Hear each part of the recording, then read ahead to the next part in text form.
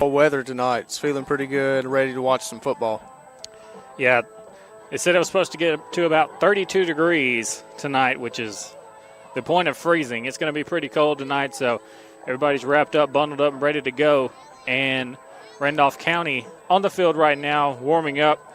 And last time we saw this Randolph County team was against Wadley 2 weeks ago, and they looked really good. Yeah, they did. They controlled the line of scrimmage. They ran the ball well. They even passed the ball a couple of times and did a really good job doing that. Expect this team to just continue what we've seen them do the times we watched them play, try to control that line of scrimmage, try to be physical on that front, run the ball, and control the clock. Who are some of your impact players if we're talking about Randolph County? Well, first and foremost, the first name that comes to my mind is Atario Hester. He just runs the ball so good, and he can churn those legs and get some yards upfield even after contact. But Keyshawn Garrett is another one who just he plays both sides of the ball, but defensively he is just always around the football when he plays defense. And then if you want a third guy to look at, Terrence Sims Jr. has had a really good last couple games watching him play. Those three guys are going to work together. You'll see each of those guys make some plays during this game, and you could call out some more guys, but those three are probably my main three key players that I would keep a watch out for tonight. And, of course, the quarterback as well, DeMarcus Davis. Davis is going to make a big impact on the ground and maybe through the air. This Geraldine team coming in here, 2 losses on the season. Their only 2 losses were to Fife and to an opponent that they have in common with Randolph County, that being the Bulldogs of Piedmont. Piedmont played Geraldine 2 weeks ago, the same week Wadley played against Randolph County.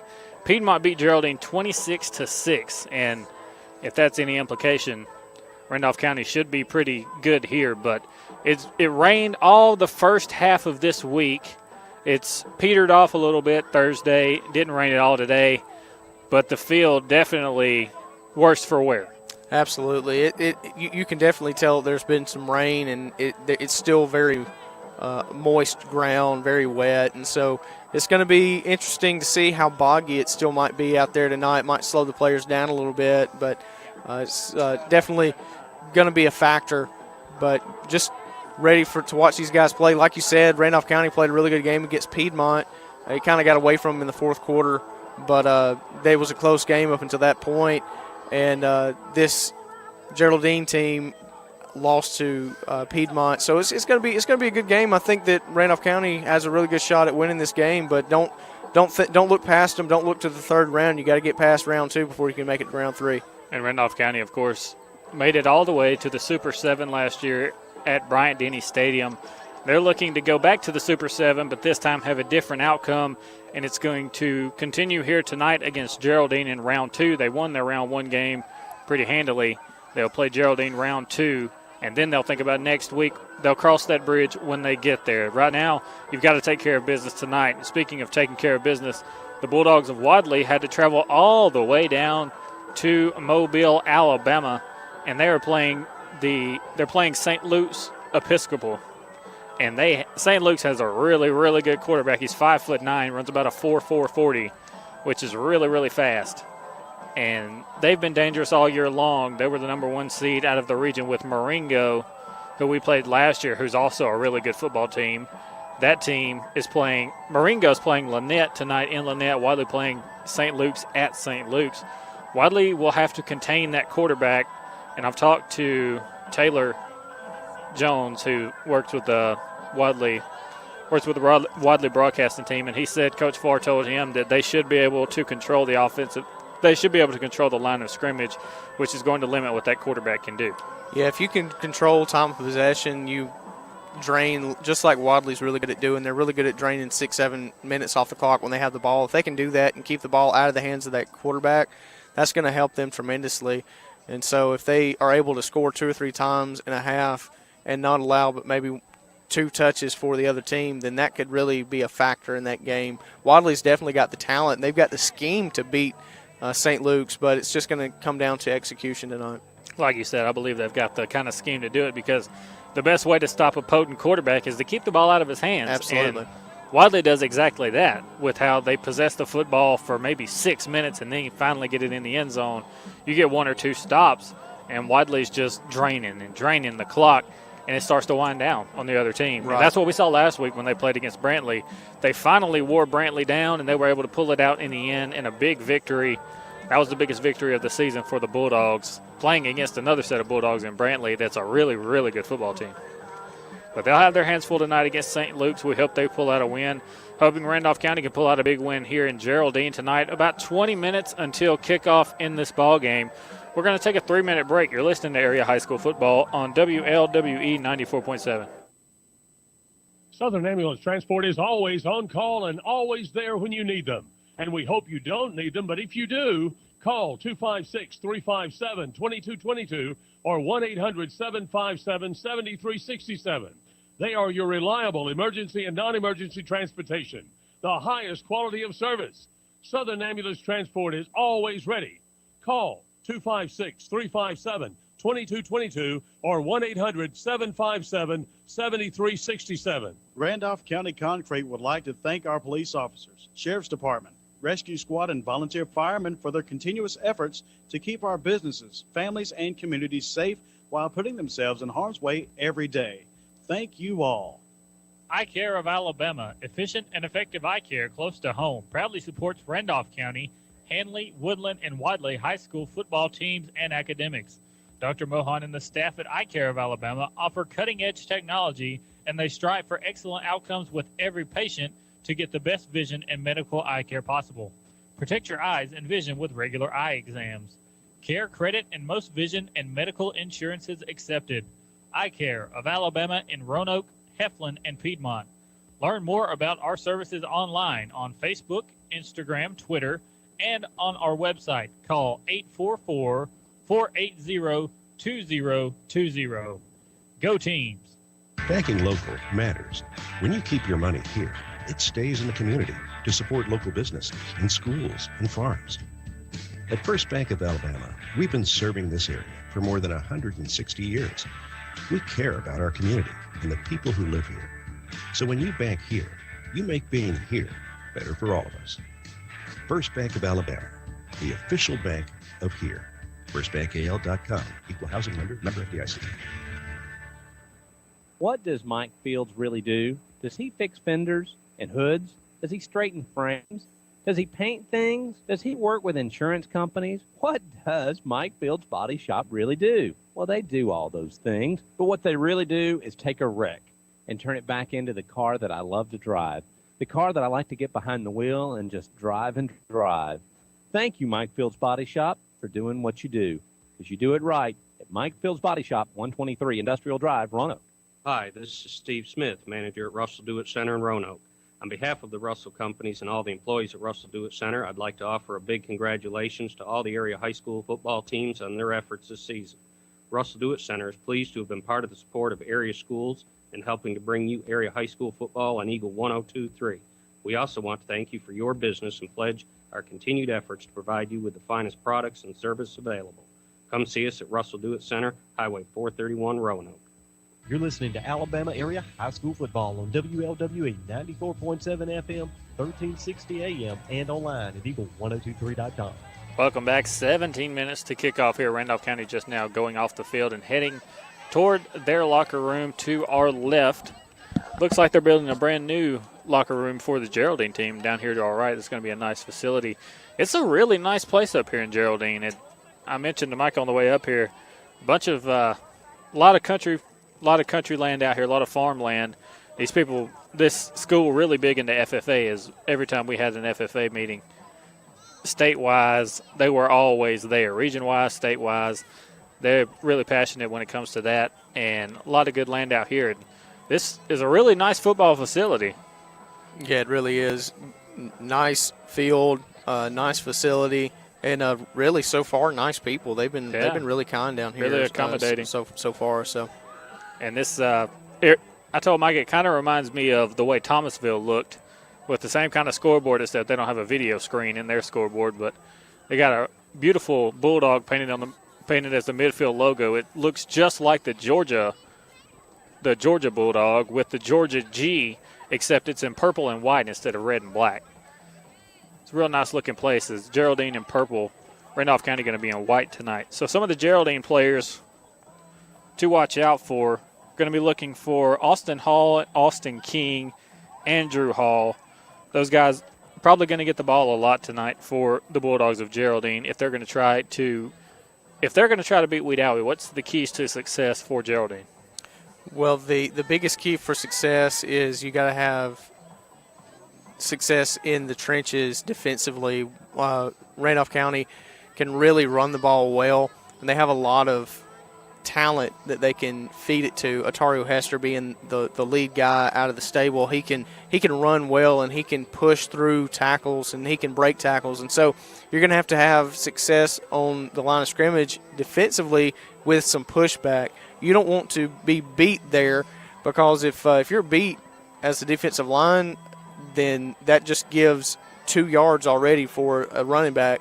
And with somebody as powerful and as speedy as Atario Hester, you don't need to give him 2 yards. You need to be in the backfield and make tackles in the backfield.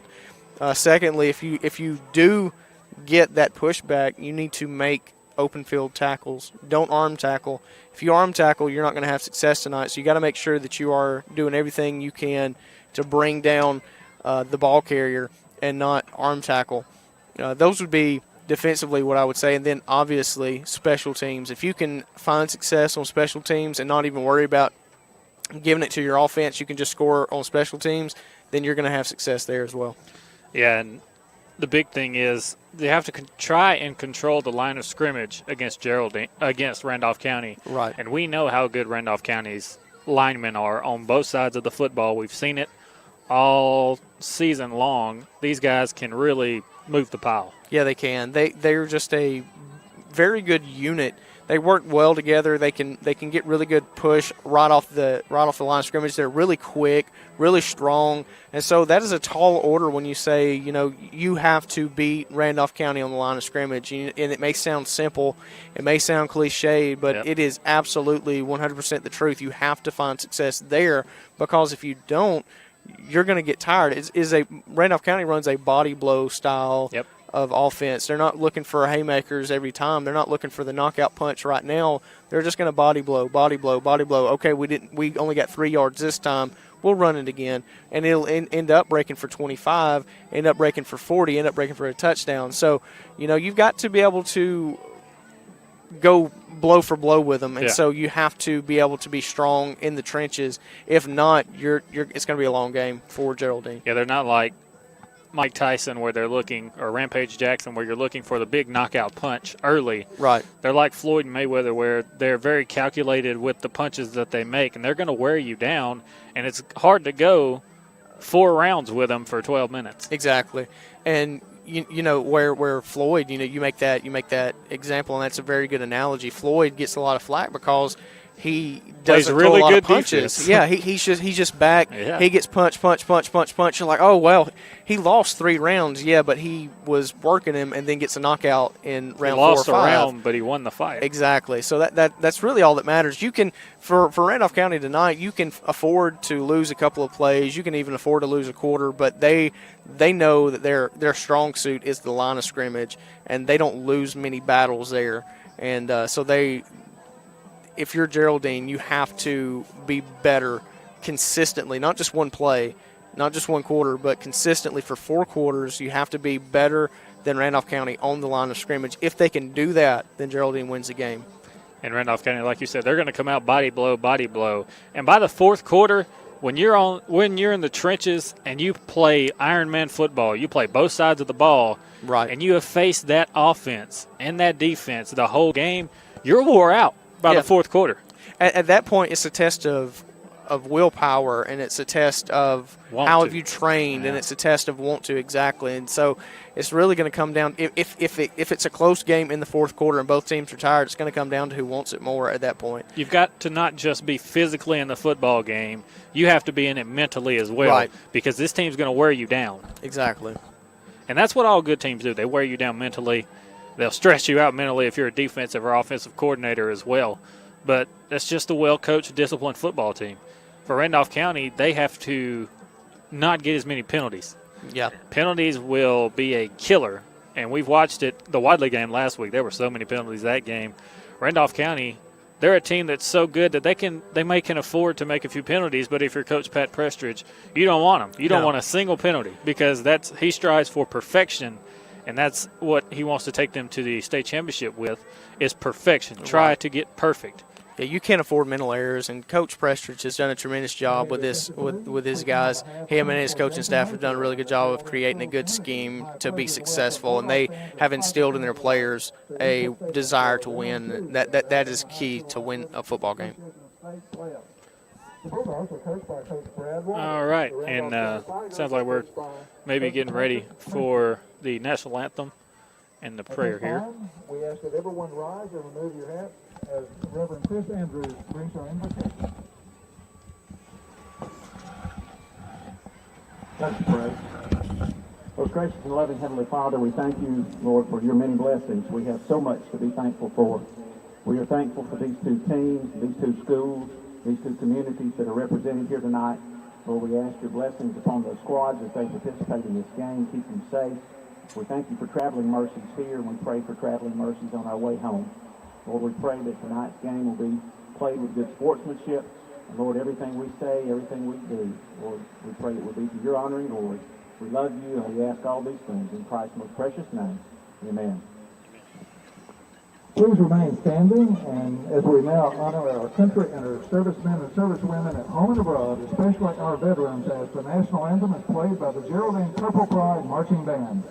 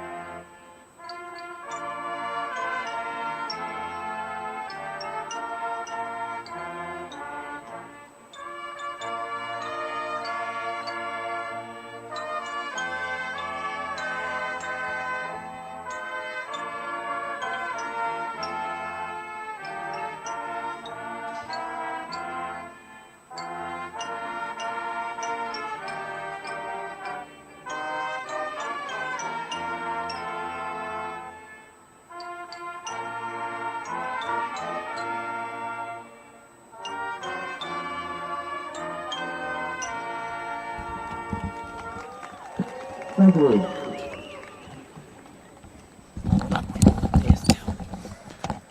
All right, we're getting ready for kickoff. About 8 minutes until kickoff here in Geraldine, Alabama. We're going to take a 3-minute break. You're listening to Area High School Football on WLWE 94.7. Does he fix fenders and hoods? Does he straighten frames? Does he paint things? Does he work with insurance companies? What does Mike Field's Body Shop really do? Well, they do all those things, but what they really do is take a wreck and turn it back into the car that I love to drive, the car that I like to get behind the wheel and just drive and drive. Thank you, Mike Field's Body Shop, for doing what you do, because you do it right at Mike Field's Body Shop, 123 Industrial Drive, Roanoke. Banking local matters. When you keep your money here, it stays in the community to support local businesses and schools and farms. At First Bank of Alabama, we've been serving this area for more than 160 years. We care about our community and the people who live here. So when you bank here, you make being here better for all of us. First Bank of Alabama, the official bank of here. FirstBankAL.com, Equal Housing Lender, member FDIC. It's not just your home or car, it's the 6 months you save for your Ultra HD flat screen just in time for football season, and the overtime you work for the third car so your team can drive himself to practice. While other insurance companies just see them as a bundle or combo, State Farm agent Ken Seifert sees your home and car as things you really work hard for. Ken understands what your things really mean to you, and he's here to help you give them the protection they deserve. Talk to State Farm agent Ken Seifert in Roanoke for your home and auto insurance today. Life is a tough game, and when it gets tougher, say from auto accidents, falls, or even medical conditions, the Expert Rehabilitation Services can get you back in the game. Nowhere can you find better rehab services than the Rehab Center at TRC, formerly known as the Inn. New name, same great service with intensive physical, occupational, and speech therapy 6 days a week. Our therapists are trained in hip and knee replacement, strokes, amputations, cardiac disease, and many other debilitating diseases. The Rehab Center at Trailers Retirement Community covers East Alabama and West Georgia's premier rehab center. Call 334-863-3500. Tanner Health System is advancing health, expanding the possibilities for health in our community. From allergist to urologist, we're everywhere you are, when and where you need us most. Brought to you by the brilliant minds that are making exceptional health possible in our community. We know it takes much more than medicine. It takes medicine beyond measure. Call 770-214-CARE or learn more at tanner.org. Why choose Southern Union? Between working and family responsibilities, I thought I'd never be able to go to school. But Southern Union offered flexible schedules for both day and night courses.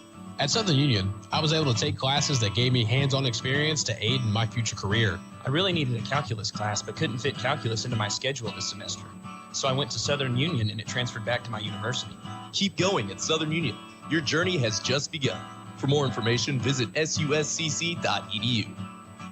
You're listening to Alabama Area High School Football on WLWE 94.7 FM, 1360 AM, and online at eagle1023.com. Welcome back to Geraldine, Alabama. The captains coming out for both teams. Captains for Geraldine, number 5, Andrew Hall. Number 14, Matthew Lawson. Number 27, Davy Graham. And number 62, Jeffrey Hughes. The captains for the Tigers of Randolph County, that is number 8, Atario Hester, and looks like number 22, Terrence Sims Jr. Yep, that is Terrence Sims Jr. If you're Randolph County, do you want the ball first or do you want to play defense first? I usually like to just play defense so I can get the ball to start the second half.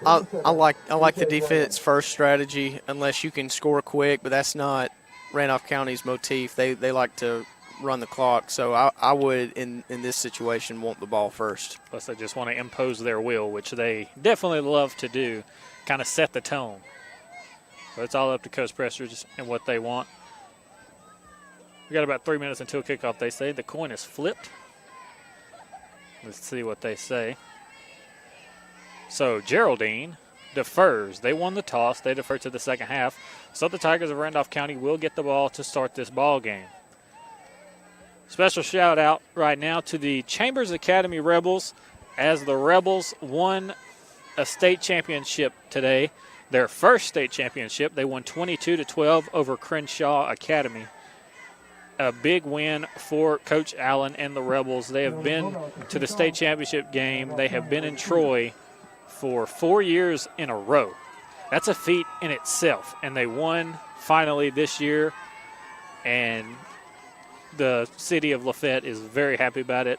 Coach Allen, great coach. This was his 7th time in a state championship game. Coach Allen has been getting it done. Yeah, congratulations to the Chambers Academy team. They finally getting it done in the championship game. Coach Allen made a comment. He was talking with Steve Smoot in the pregame show, and he said, we've played on this field second to only Troy themselves. And he's probably right, because there's no one that's been to more state championships in the last 5 years in the AISA than Chambers Academy. And they finally got it done. So congratulations to the Rebels of Chambers Academy on getting a big win today over Crenshaw Academy, 22-12. We're getting ready for kickoff here in Geraldine, Alabama. Pretty cool night. It's going to be about 32 degrees. There's a whole chance that it's prime hunting weather as hunting season, gun season that is, starts tomorrow. So getting geared up for that this year. So Randolph County will receive the ball first. So they have a chance to kind of come out and punch them in the mouth. Right. Proverbially punch them in the mouth and drive it down the field and impose their will and kind of set the tone and be like, hey, we didn't come here to play games. We came here to win. Yeah, the ideal situation here is to drive the ball, take about 7 minutes off the clock, and make them wish that they hadn't have kicked the ball to them first, and then end it, cap it with a touchdown. That's exactly what you want out of this first drive, a 6 or 7 minute series. to end with a touchdown.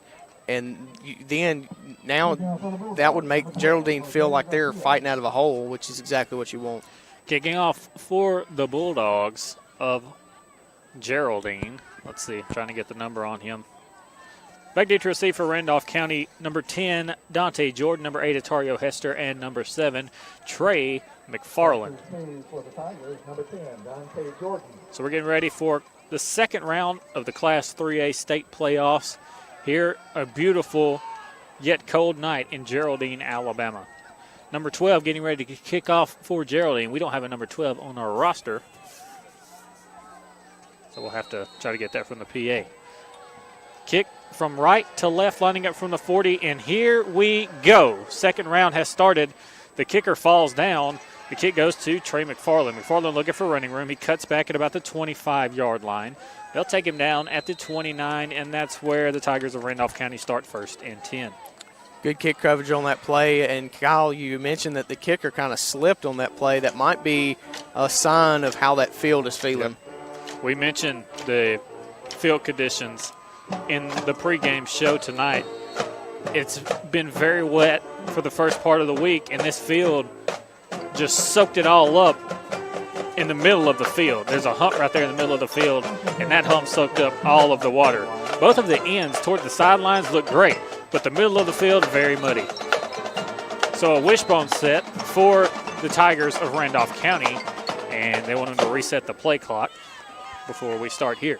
So Randolph County going to be in the wishbone. They'll have Dante Jordan and Atario Hester, the two edges of the wishbone in the backfield. Terrence Sims Jr., the fullback, and DeMarcus Davis, the quarterback, under center from their own 29-yard line. Here's a fake handoff. Davis dropping back, throws it over the top to McFarland. Got him wide open.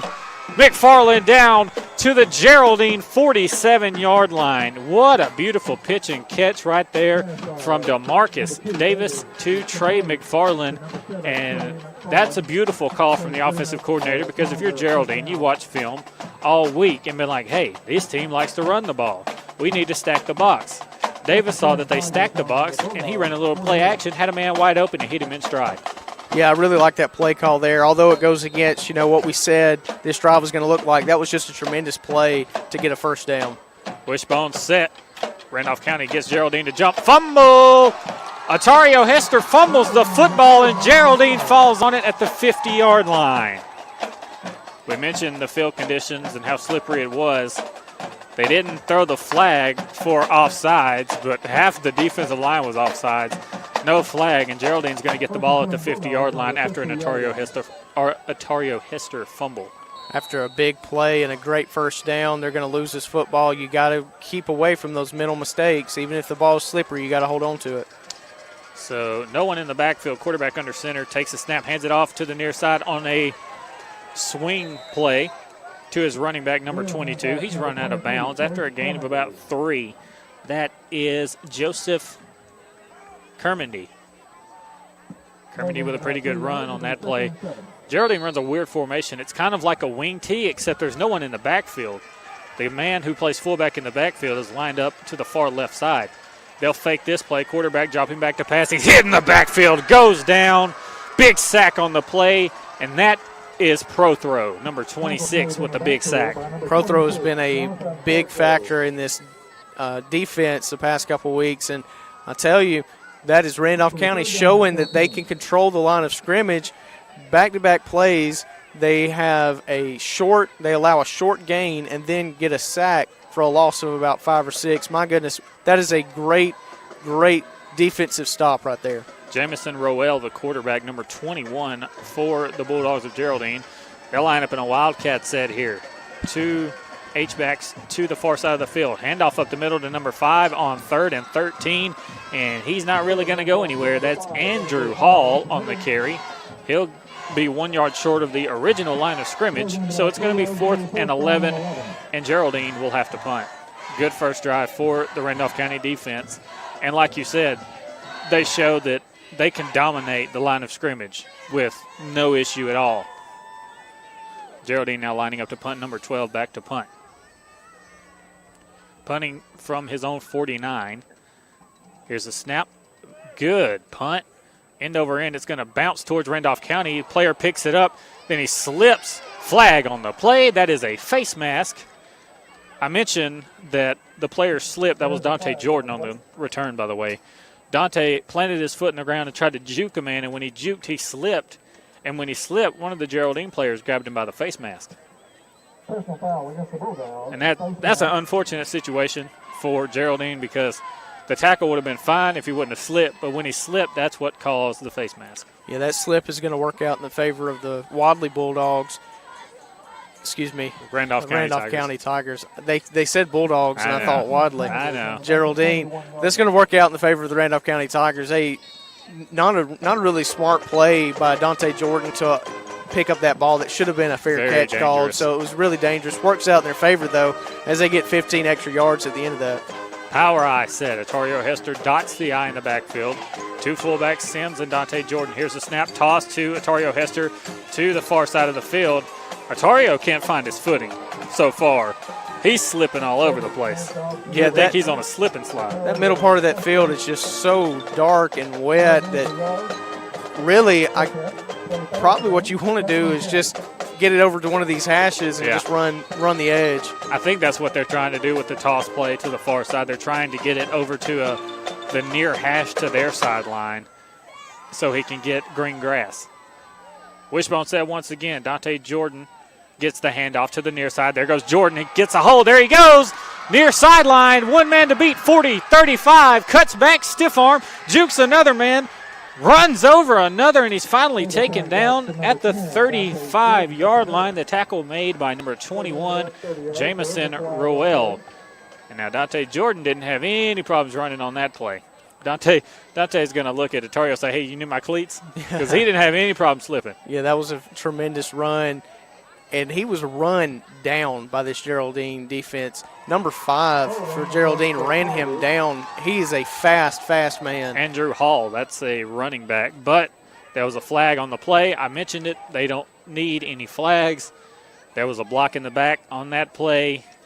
And a gain of about 30 gets negated. And Randolph County gets backed up to their own 22-yard line. It's a careless mistake, and you cannot – you just can't make those mental errors. When you see that a guy has his back to you, don't even go for it. Just leave him alone. He probably – I didn't see the penalty, but he probably wasn't even anywhere near making a play on the ball carrier because Dante Jordan was 25 yards upfield. Yeah, like you said, once he broke the first level at the line of scrimmage, there was no one there until about 30 yards down the field. Wishbone set 2nd and 20 for the Tigers of Randolph County. Here's a handoff to the left side. Otario Hester hurdles a man, and he'll get up to about the 27-yard line. His left tackle was engaged with the defensive end, and he pancake blocked him, and Otario jumped over his left tackle and the defensive end, who were both on the ground. But now it's 3rd and 15 after a gain of 5 for Hester on that play. Twice tonight, this Randolph County team has showed sparks of something that of tremendous plays, and they've been negated by careless mistakes. And so you know that they can do it, and they know that they can do it, and it's just all about when is it going to break loose for them again. So they are just going to play their game. Davis in the shotgun, 4 receivers to the near side, 1 to the far side. This is a quarterback draw the whole way. Davis is running to the near sideline at the 30-yard line, and that's where he's taken down. That's the original line of scrimmage. So it's going to be 4th and 10. Davis was kind of looking for a hole there, but nothing doing for the Tigers of Randolph County. They'll have to line up to punt. I like the play call there, Kyle. Yep. The idea is that you're wanting to spread the field out and have them looking at your receivers, and then when they get about 6 yards down the field, you just take off. But they were playing zone coverage, and so that middle linebacker was just kind of like in a hook zone, and so he saw him right when he took off, and there was just not a whole lot of room for him. But I do like the play call. Yeah, like you said, they kind of had the middle linebacker spying on that play just in case that happened. Here's the punt from Trey McFarland. He gets a boomer off end over end, and it's muffed down at the 30. He picks it up, and he walks out of bounds. He's tackled out of bounds at about the 32-yard line. But once again, another very dangerous type of punt return, this time for Geraldine. But they get the ball, and they'll go out of bounds at the 33-yard line. We'll take a 30-second break. You're listening to Area High School Football on WLWE 94.7.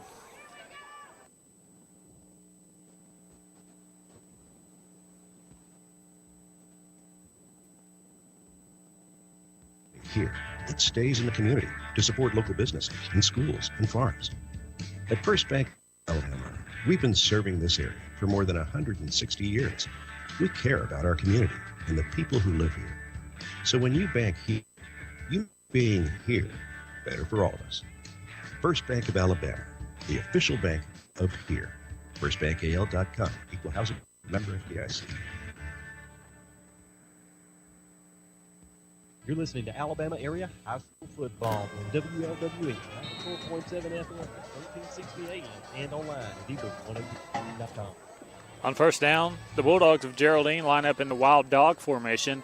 They run a counter tray with their quarterback. He goes off of the right tackle and gains 5 yards and makes it 2nd and 5. If you're just joining us, good evening. 6:30 left in the first quarter. It's 0-0 here between Geraldine and Randolph County. On 2nd and 5, the quarterback takes a quarterback draw up to the 40-yard line, and it's going to be 3rd and 3.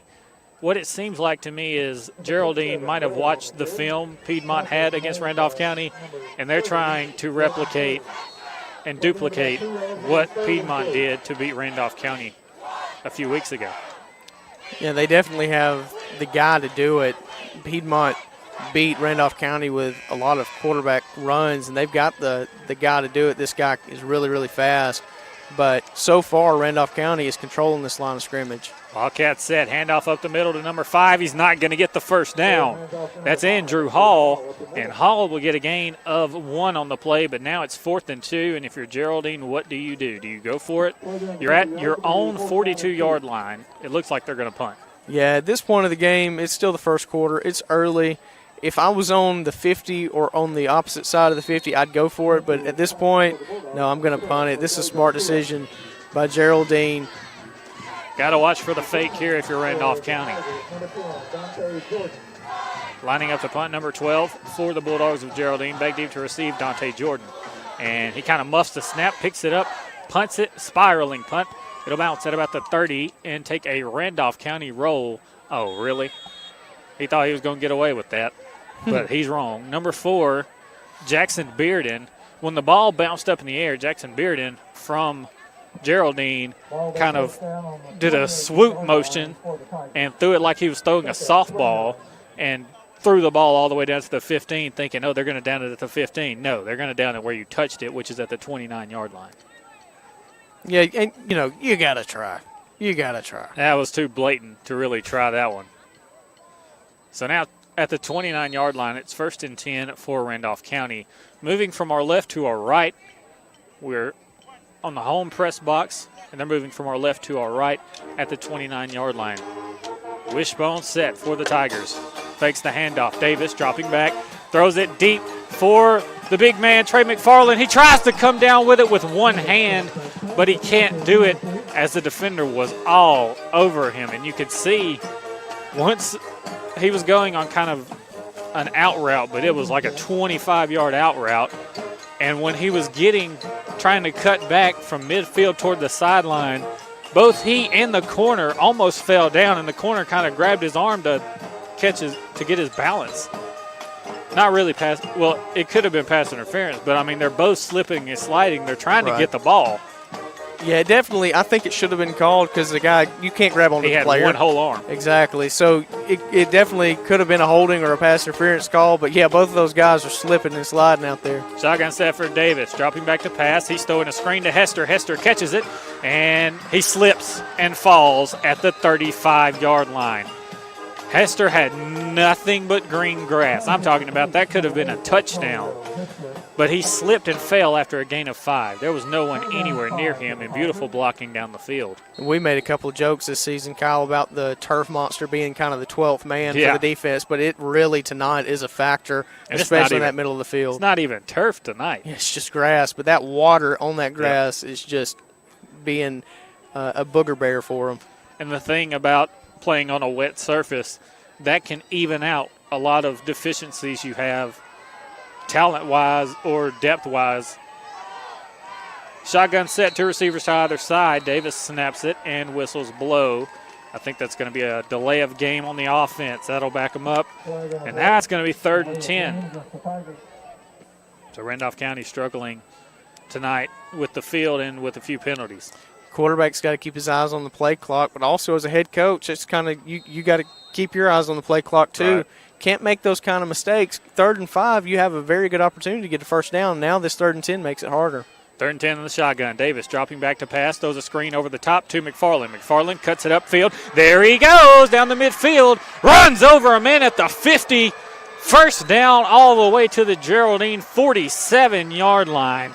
McFarland cut back and tried to juke the guy, but there's so much mud on the field that the Geraldine defender got stuck, kind of halfway standing up in the field, and McFarland made him pay for it. I really like the play call by Coach Prestridge and his offensive team. They see that this Geraldine defense is kind of going all out towards the quarterback, and he's using that against them with these screen plays. And Davis is doing a great job throwing the ball. Every pass he's had has been on the money tonight so far. Wishbone set, triple option. They'll hand it off up the middle to the fullback, and he'll get to the 45-yard line. That's Terrence Sims Jr. He'll get a gain of 2 on the play, and it's going to be 2nd and 8. And we've seen Randolph County, with the conditions they have on the field, it's hard to run the football because you can't really get your balance. You can't really get your balance, and Notario has been struggling getting his balance tonight. So what have you done to counteract that? They've started throwing the ball, and it's worked. 2nd and long, handoff over the left side, and that's great defense from Geraldine as Notario Hester was met in the hole. He gets a gain of 1. It's going to be 3rd and 7. Like we said in pregame, Geraldine has to be consistently better at the line of scrimmage. This is one of their few wins at the line of scrimmage so far tonight. If they want to beat Randolph County, they're going to have to do that all night consistently. 3rd down and 7, 2:30 left in the first quarter. Davis under center in the wishbone set. Here's a snap. Davis triple option. He runs it by himself to the near side, streaking down the field inside the 25, 20, 15, 10. Brought down at around the 10-yard line. Big first down for the Tigers of Randolph County. Davis is really making it happen tonight for the Tigers.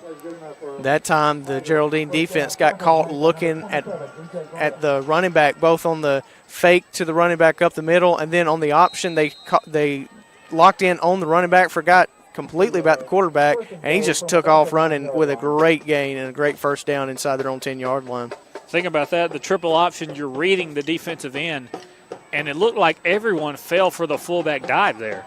And no one protected the quarterback or the running back on the outside, so Davis was able to run it for a big gain. Here's the handoff up the middle. Touchdown, Tigers!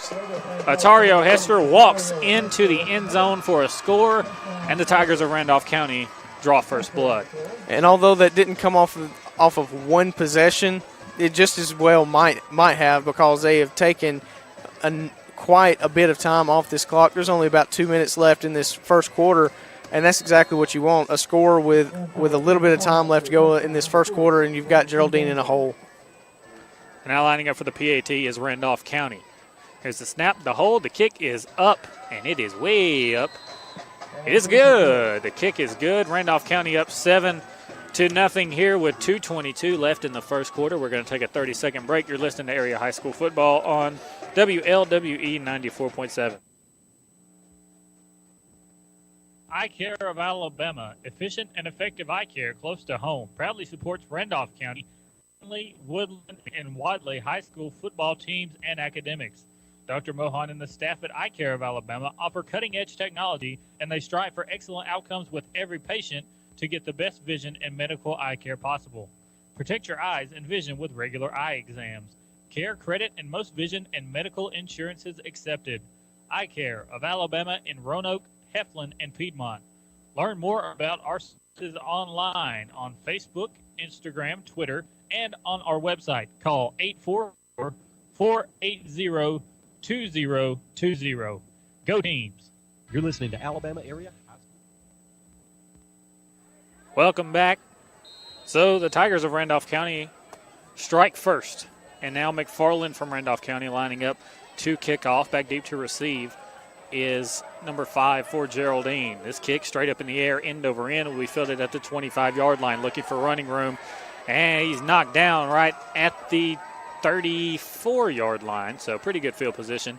It's 7-0 Randolph County after A very sluggish start to the first quarter. Randolph County finally is able to punch it into the end zone, due in part to some great play by their quarterback, DeMarcus Davis. Yeah, DeMarcus Davis has done a tremendous job of not only running the ball but passing the ball. Like you said earlier, his passes have been on the money. Even the incompletion he had was right where the receiver should have been, if not for a slip by the receiver in the middle of his route.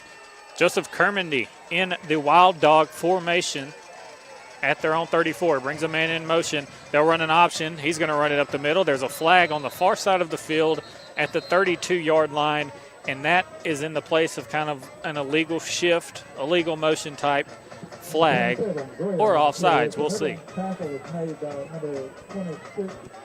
Let's see what the head referee calls here. And that's exactly what it was not a false start, illegal motion on the offense. The running back that he sent out in motion was Andrew Hall, number 5. He never got set on the line of scrimmage before the ball was snapped. So now it's 1st and 15 for Geraldine at their own 29-yard line. Joseph Kermany, the quarterback, once again in the Wildcat set. And if they're just going to run the Wildcat set like this all night, it's going to be kind of like Jackson and Hanley a long time ago. Snap over the quarterback's head. He picks it up, looking for running room. He's taken down at the 16-yard line for a huge loss. They lost on the line of scrimmage. The snap was high. Everything went wrong. Slippery middle of the field, strikes once again. No doubt that ball's a little bit wet, and the center snaps the ball over the head of the quarterback. You're not going to have any success if there's a bad exchange between the center and the quarterback. So now it's 2nd and long. 2nd and 30 officially on the scoreboard here. They'll line up kind of in a shotgun formation with number 22, Joseph Kermany. Kermany brings a man in motion. The snap is high. He throws a screen pass out here on the edge. Beautiful tackling for Randolph County. Number 10, Dante Jordan, and pro throw. There was one-on-one, man-to-man coverage with Dante Jordan. He was on an island by himself. He was all over his man, wrapped him up by the ankles, and he said, hey, can someone help me? And Pro Throw came in and just leveled the receiver. So now it's 3rd and 30. 30 seconds left in the first quarter. It's 7-0. Tigers on top. Wing T set now. They'll bring a man in motion. They'll run a double reverse play to Hall. Big hit. Hall gets a great gain on that play, but he gets up to the 29-yard line, and that's nowhere near a first down for Geraldine. That was a cool play call from the wing T. I've never seen a double reverse run out of a wing T. So they're running a wing T. There's 2 wing backs, one kind of offset to each tackle. They brought the one on the far side of the field in motion, handed it to him. He handed it to the other wing back. He took it right up the A-gap for a gain of about 15. That's the end of the first quarter. Geraldine 7, Randolph County 0. We'll take a 2-minute break. You're listening to Area High School Football on WLWE 94.7. It's not just a home or car. It's the 5 hours you spent in the kitchen mastering your epic wing recipe and the 3-hour family road trip to the tailgate party. While other insurance companies just see them as a bundle or combo, State Farm agent Ken Seifert sees your home and car as the time and memories you put into them. Ken understands what your things really mean to you and is here to help you give the protection they deserve. Talk to State Farm agent Ken Seifert in Roanoke for your home and auto insurance today. At RMC, we love serving people in small towns throughout Northeast Alabama. But there's nothing small about the care we provide. For example, we're a member of the UAB Cancer Network, have been awarded the Blue Distinction Award for Cardiac Care by Blue Cross Blue Shield of Alabama, and are rated in the top 5% in the country by the Commission on Cancer. It's not about the size of the town. It's about the strength of our regional health system. Regional Medical Center. Advanced technology. Advanced care. Tanner Health System is advancing health, expanding the possibilities for health in our community. From allergists to urologists, we're everywhere you are, when and where you need us most. brought to you by the brilliant minds that are making exceptional health possible in our community. We know it takes much more than medicine. It takes medicine beyond measure. Call 770-214-CARE or learn more at tanner.org. Life is a tough game, and when it gets tougher, say from auto accidents, falls, or even medical conditions, the Expert Rehabilitation Services can get you back in the game. Nowhere can you find better rehab services than the Rehab Center at TRC, formerly known as the Inn. New name, same great service with intensive physical, occupational, and speech therapy 6 days a week. Our therapists are trained in hip and knee replacement, strokes, amputations, cardiac disease, and many other debilitating diseases. The Rehab Center at Trailers Retirement Community covers East Alabama and West Georgia's premier rehab center. Call 334-863-3500. You're listening to Alabama Area High School Football on WLWE 94.7 FM, 1360 AM, and online at Eagle1023.com. So a beautiful punt from Geraldine. Backs Randolph County up to their own 21. But on first down, a triple option play to the far side of the field, and DeMarcus Davis runs it all the way up to the 45-yard line for a big first down. Hello, everyone. If you're just joining, it's 11:39 left in the first half. 7-0 Randolph County on top of Geraldine, and the Tigers of Randolph County imposing their will running the ball. They've had problems slipping here and there with the wet grass. Still a beautiful field, but a lot of wet grass out there, a lot of mud, slipping and sliding in the mud. But Randolph County's been able to kind of gain their composure and get their balance, and DeMarcus Davis is the big name that's making it happen so far tonight for Randolph County. Yeah, he's doing a tremendous job so far, and that last play is probably the most troubling to me for this Geraldine defense.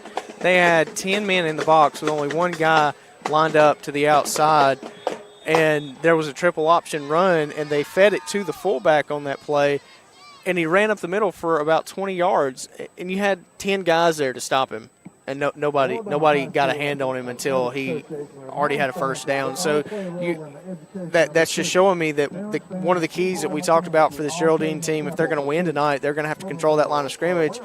They couldn't even control the second tier of their defense, let alone the line of scrimmage. So that's very troubling to me that they couldn't make a play with 10 men in the box on that triple option run. And that's so frustrating when you have 10 of 11 players inside the box and you're like, okay, if they run it, we're going to stop them. But then they still are able to get a huge gain out of it.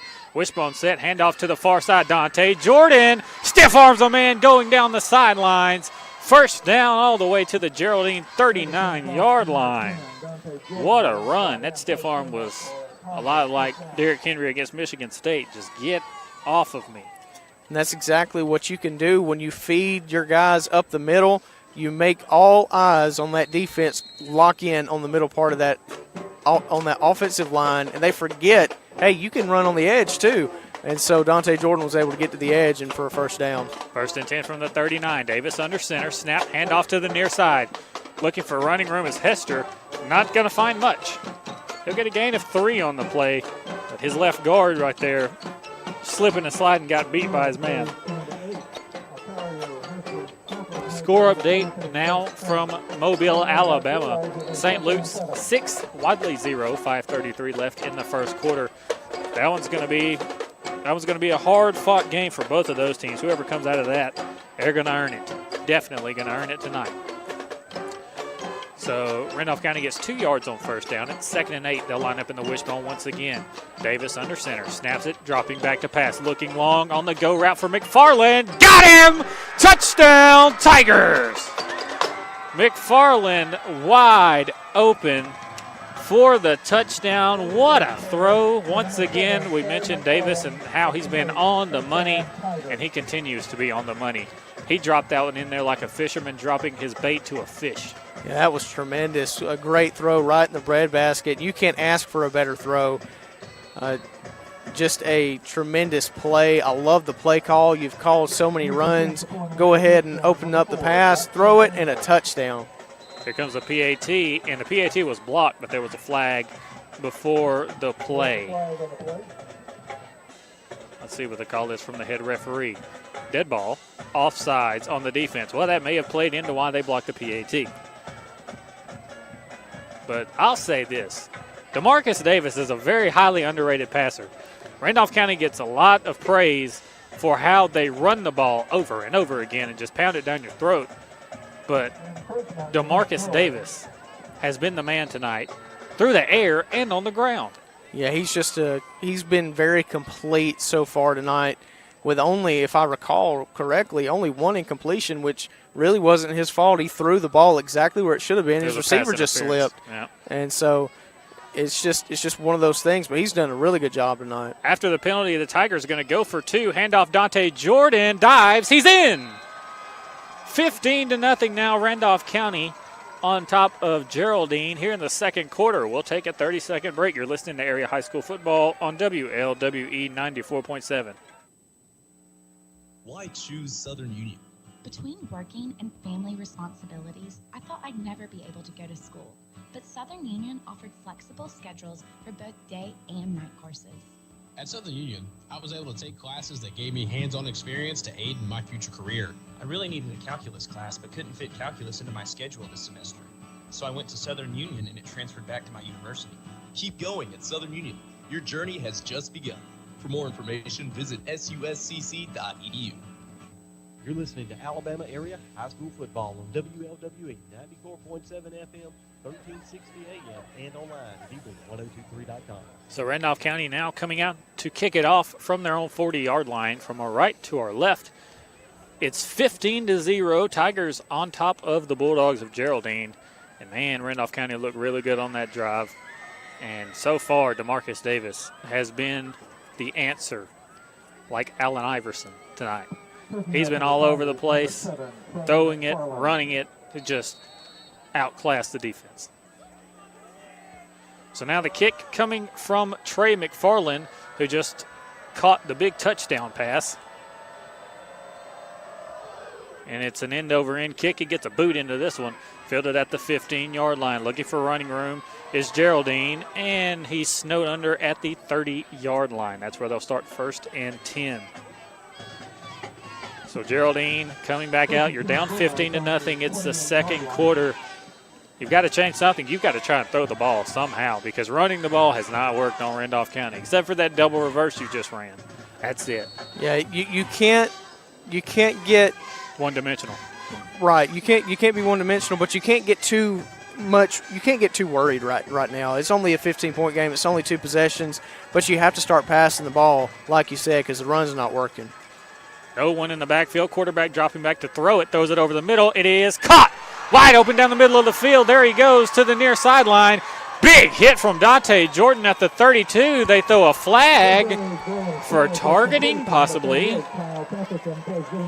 the Geraldine player got all the way down to the Randolph County 29. There's a flag on the play. They're going to call targeting. Dante Jordan laid the receiver out on that play. So let's see the call from the head referee. Personal foul targeting on the defense. That's number 10, Dante Jordan. Unlike college, the player's not ejected. If this was college, Dante Jordan would be heading for a cold shower.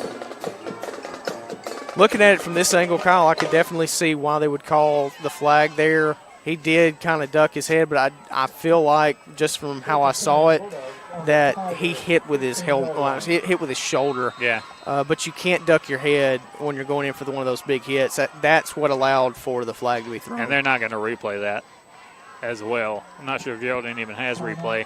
Timeout, Randolph County Tigers with 10:18 left in the first half. It's 15-0 Randolph County on top of Geraldine. We'll take a 1-minute break. You're listening to Area High School Football on WLWE 94.7.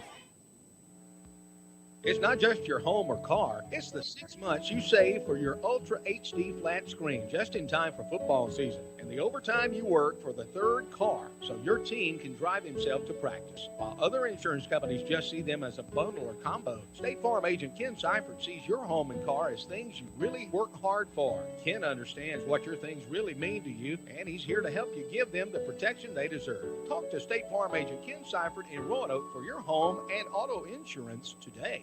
Life is a tough game, and when it gets tougher, say from auto accidents, falls, or even medical conditions, the Expert Rehabilitation Services can get you back in the game. Nowhere can you find better rehab services than the Rehab Center at TRC, formerly known as the Inn. New name, same great service with intensive physical, occupational, and speech therapy 6 days a week. Our therapists are trained in hip and knee replacement, strokes, amputations, cardiac disease, and many other debilitating diseases. The Rehab Center at Trailers Retirement Community covers East Alabama and West Georgia's premier rehab center. Call 334-863-3500.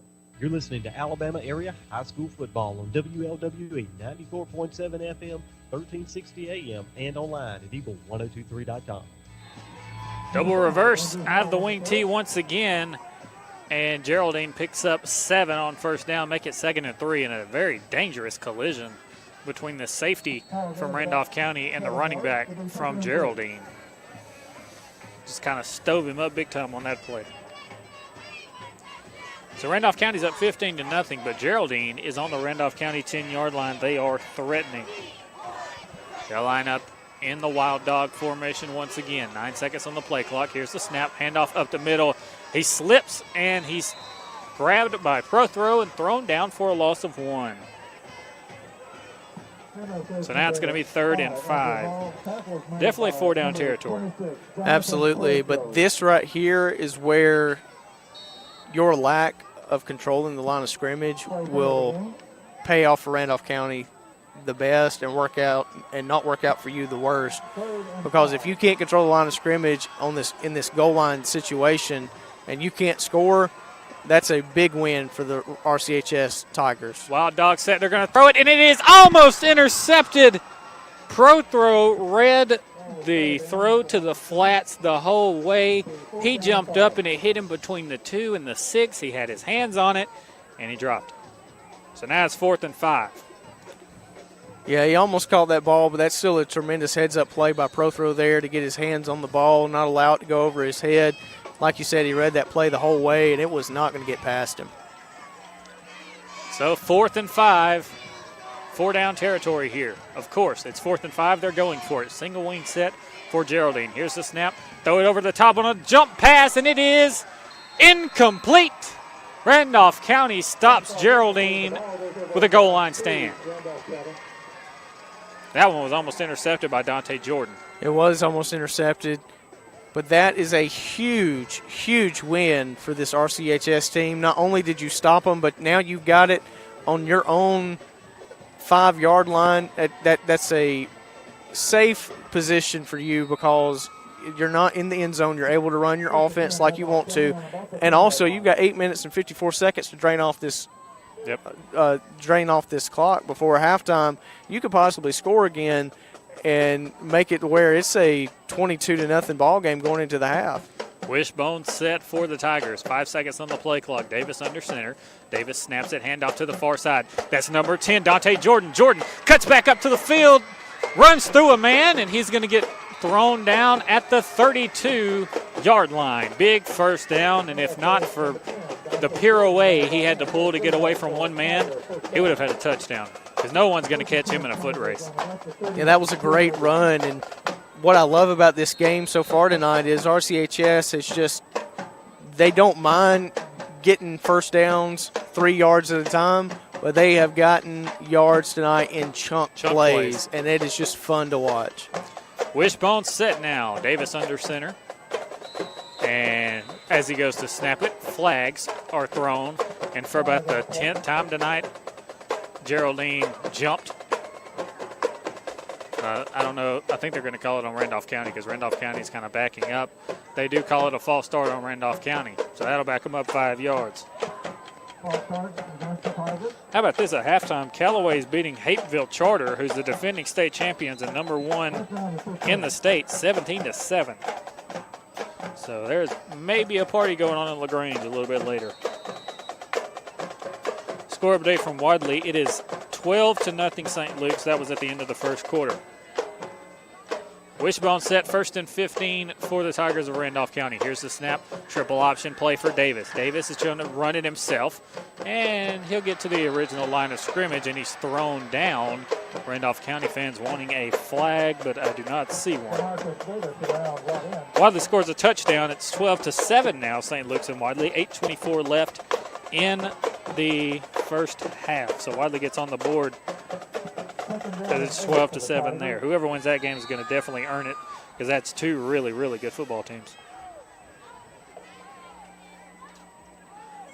15-0 here, Randolph County on top. 7:43 left in the first half. It's been the DeMarcus Davis show, and we are here for it. 2nd and 8 from the 34-yard line. Handoff, Dante Jordan to the far side. Dante up the sideline. He's got a first down, thrown out of bounds at about the 47-yard line.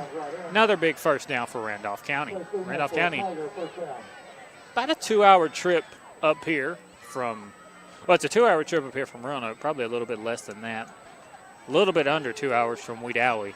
They've traveled pretty well. Yeah, they've brought quite a number of fans, and that's, it's really good when you can bring fans from home, travel well. It does something for these football players to look up in the stands and see people coming out to support them. Wishbone set, handoff Dante Jordan to the far side. Beautiful tackle from Geraldine. They tackle him at the 49-yard line of Geraldine. It's a gain of about 4 on the play, make it 2nd and 6. But they traveled really well, and I listened to the pregame show for Coach Pat Prestridge, and he said he was not happy with the turnout Randolph County had last Friday at their home game. He wanted to see more fans. And looks like some of them kind of took that to heart because they came out in droves tonight. Absolutely. They've done a good job coming to support their Tigers. I formation now. Handoff up the middle, Otario Hester. Hester bulls over a man and gets another first down all the way up to the 41-yard line. And as we see, Randolph County, with all the body blows they've landed already, starting to impose their will and maybe hitting a knockout blow here pretty soon. Yeah, I would not say that it's out of the realm of possibility. We don't have a statistician up here, but just when doing it all in my head, trying to come up with a figure, it would not be out of the realm of possibility that the Tigers are averaging about 8 yards a carry, and that is absolutely tremendous. Yep. And a lot of it's been on chunk plays as well. I formation. Hester dots the eye in the backfield. Triple option. Davis hands it off up the middle. This one isn't a chunk play. This one gets about 2 yards. Fullback dive to Terrence Sims Jr. Gets about 2 yards. It's going to be 2nd and 8 now. So the winner of this game plays the winner of Saxe and Fultondale. Now, if Saxe wins, if Randolph County wins, here are the scenarios. If Saxe wins, Randolph County plays at home next week. If Fultondale wins, Randolph County has to go to Fultondale again, like they did last year. Here's a triple option on 2nd and 8. Toss to Otario Hester on the far side. Hester goes down at the 36-yard line. It's going to be 3rd and about 5. And the score update for said Saxe and Fultondale game, Saxe is up 17-7. Randolph County loves seeing that because they'd love to be at home next week. We went to the Fultondale game last year with Randolph County. Beautiful venue up there. Another 2-hour travel all the way up to Birmingham. And that's where Otario Hester kind of made a name for himself on a 98-yard fullback dive play that really broke the game open. Wishbone set it for the Tigers. Handed off to the right side. Dante Jordan jumping through the hole, and he's close to the first down. Maybe a yard short, but this is definitely 4-down territory. You're on the Geraldine 31-yard line. It's 4th and inches possibly. Yeah, this Geraldine team has not produced a negative play yet. The only negative plays that have come for this RCHS offense have been from their own hand through penalties. But Geraldine has yet to get it back into the backfield and cause a loss of yards on a run play. The Bulldogs of Geraldine call a timeout, and we'll take a 1-minute break with them. You're listening to Area High School Football on 94.7. Southern Ambulance Transport is always on call and always there when you need them. And we hope you don't need them, but if you do, call 256-357-2222 or 1-800-757-7367. They are your reliable emergency and non-emergency transportation, the highest quality of service. Southern Ambulance Transport is always ready. Call 256-357-2222 or 1-800-757-7367. This is Steve Smith, manager at Russell Dewitt Center in Roanoke. On behalf of the Russell Companies and all the employees at Russell Do It Center, I'd like to offer a big congratulations to all the area high school football teams on their efforts this season. Russell Do It Center is pleased to have been part of the support of area schools and helping to bring you area high school football on Eagle 1023. We also want to thank you for your business and pledge our continued efforts to provide you with products and service available. Come see us at Russell Do It Center, Highway 431, Roanoke. You're listening to Alabama Area High School Football on WFUE 94.7 FM, 1360 AM, and online at eagle1023.com. Welcome back. 15-0, Randolph County facing a 4th and 1 now. Here's the snap handoff to Dante Jordan. Jordan hitting the backfield. He's not going to get it. Geraldine with a big defensive stop there. Dante slipped in the backfield, and that is what played into them not getting it. That is a big, big play for this Geraldine team. If they were to allow a first down there and end up allowing a touchdown, a 3-score game going into halftime would not bode well for them, but now they keep it 15-0, only 2 possessions. And it's going to, if they're able to score in the next 4.5 minutes, they get the ball first to start the half. So that works out for them. UMS Wright playing against Trinity. It's 21-0 UMS at the end of the first quarter. So the Bulldogs of UMS trying to go back to state once again. So a wild dog set. They'll bring a man in motion, take the snap, quarterback draw up the middle, and Randolph County takes his running gear out. He lost the football at about the 38-yard line. Both teams are pointing like they have it, as they always do. As they always do, but it looks like Geraldine falls on the ball. They'll get a gain of about 5 on the play.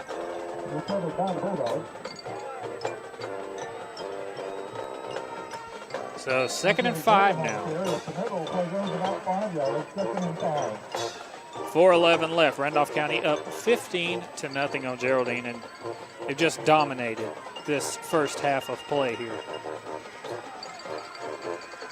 2nd and 5. They'll line up in the wild dog once again. 2 up backs to the near side. Here's the snap, handoff up the middle, and he'll get about 3 on the play, but it's still going to be 3rd down. That's Andrew Hall once again.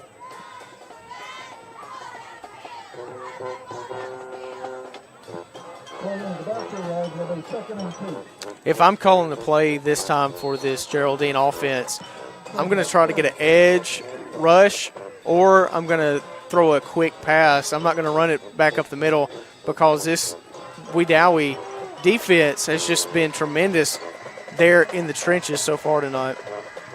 So 3rd and 2. They'll line up and run it up the middle. He's close, but did he get it? I think he's going to be a little bit short, maybe about 6 inches shy of it. Maybe short by the hair on his chinny chin chin. He's literally that close. They may even bring out the chains to measure it. Yeah, they might just do that. And they will. Like Micah said, they're going to bring out the chains, and I would as well, because this is a really, really close, and it could be big for Geraldine. This is a very important down. You have to bring out the chains to measure this. St. Luke scores again. It's 20-7 with 4:42 left in the first half in Mobile, Alabama. So now, here comes the measurement. 2:54 left in the first half. Randolph County 15, Geraldine 0. They'll stretch it out, and first down. That's good. First down for the Bulldogs. Got it by the nose of the football. I'm looking down there seeing it. That was close, man. From the 42-yard line. Now 1st and 10 from their own 42-yard line. Geraldine lining up in a single wing set. 2 fullbacks in the backfield. And the wing to this near side of the field lined up beside the tight end. Quarterback under center. Here's the snap. They'll run a little reverse up the middle. That's going nowhere. He's hit right at the line of scrimmage for no gain. That's number 5, Andrew Hall, once again. And he runs into the Tigers' den. Didn't work. So 2nd and 11 now as the clock continues to wind down in the first half.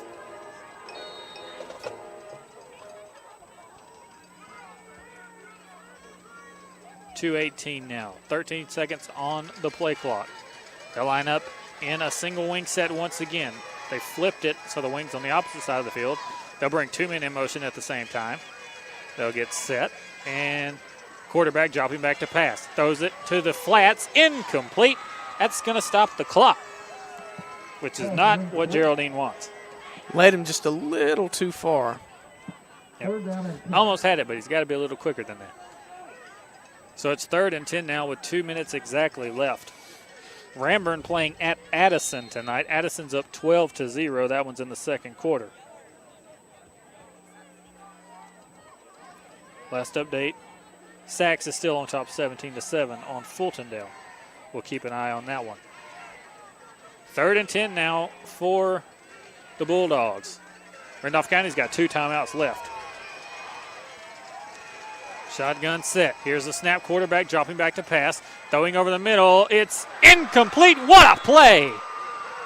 What a play. That is McFarland. He used his 6'3" frame from his safety position. He was tracking the ball from the near hash to the far hash, dove and knocked the ball down. And now it's 4th down.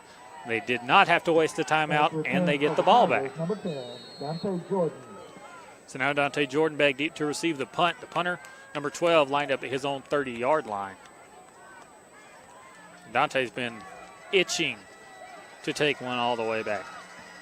Here's the snap. And a beautiful end-over-end punt. Kicks it right to Dante. Dante looking for running room.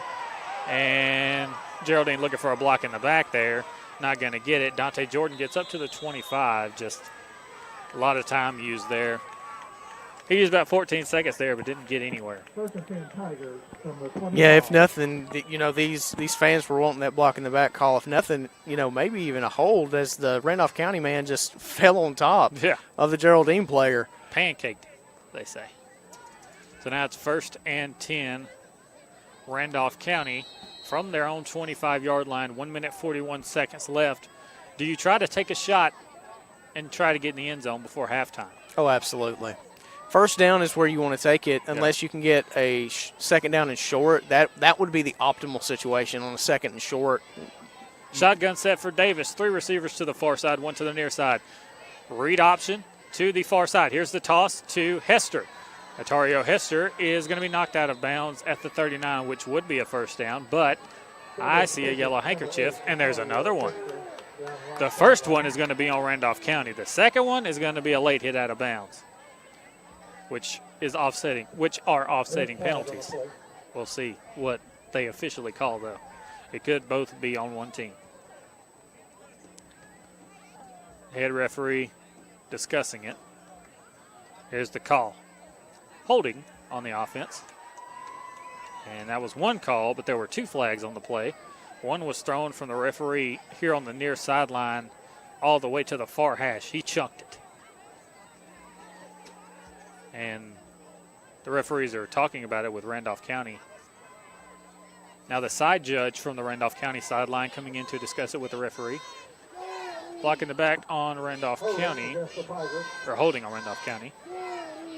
So I guess the second flag didn't count, because there's still a flag laying at the 39-yard line. The referee standing on top of it. And that wasn't in anywhere near the vicinity of holding. And that's why he's still standing there on top of the flag like, hey, there's still a flag back here. And he's just going to stuff it back in his pocket. So now Randolph County backed up to their own 17-yard line. Now that makes it a little bit tougher on you. Still got 2 timeouts and 1:28 left.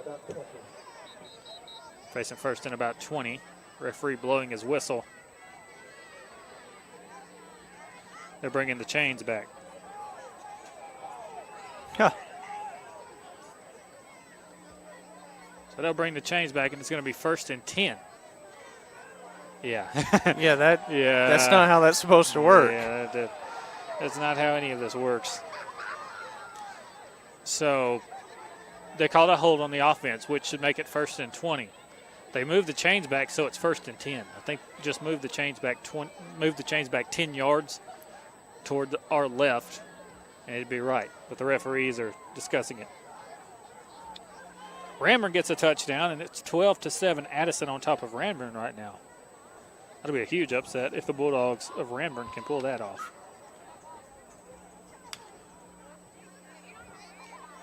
Referee still talking it over. Seems like we're going to have one of those games like last week. We talked about it on the way up here. We had a bunch of flags, and after the flags, the referees would talk it over for a while. Yeah, I was hoping we wouldn't have a repeat of last week, but it looks like we will. And we just got to remember, these referees, they're human. They make mistakes. They got to talk about it and try to remember what the rules say.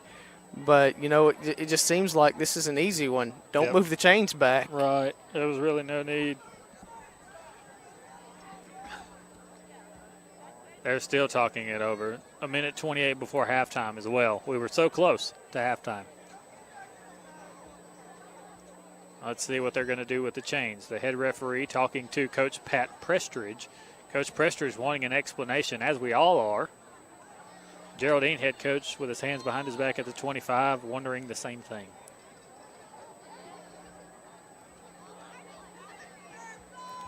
And now they're going to discuss it again. You would think it's an instant replay, the way we're talking about it.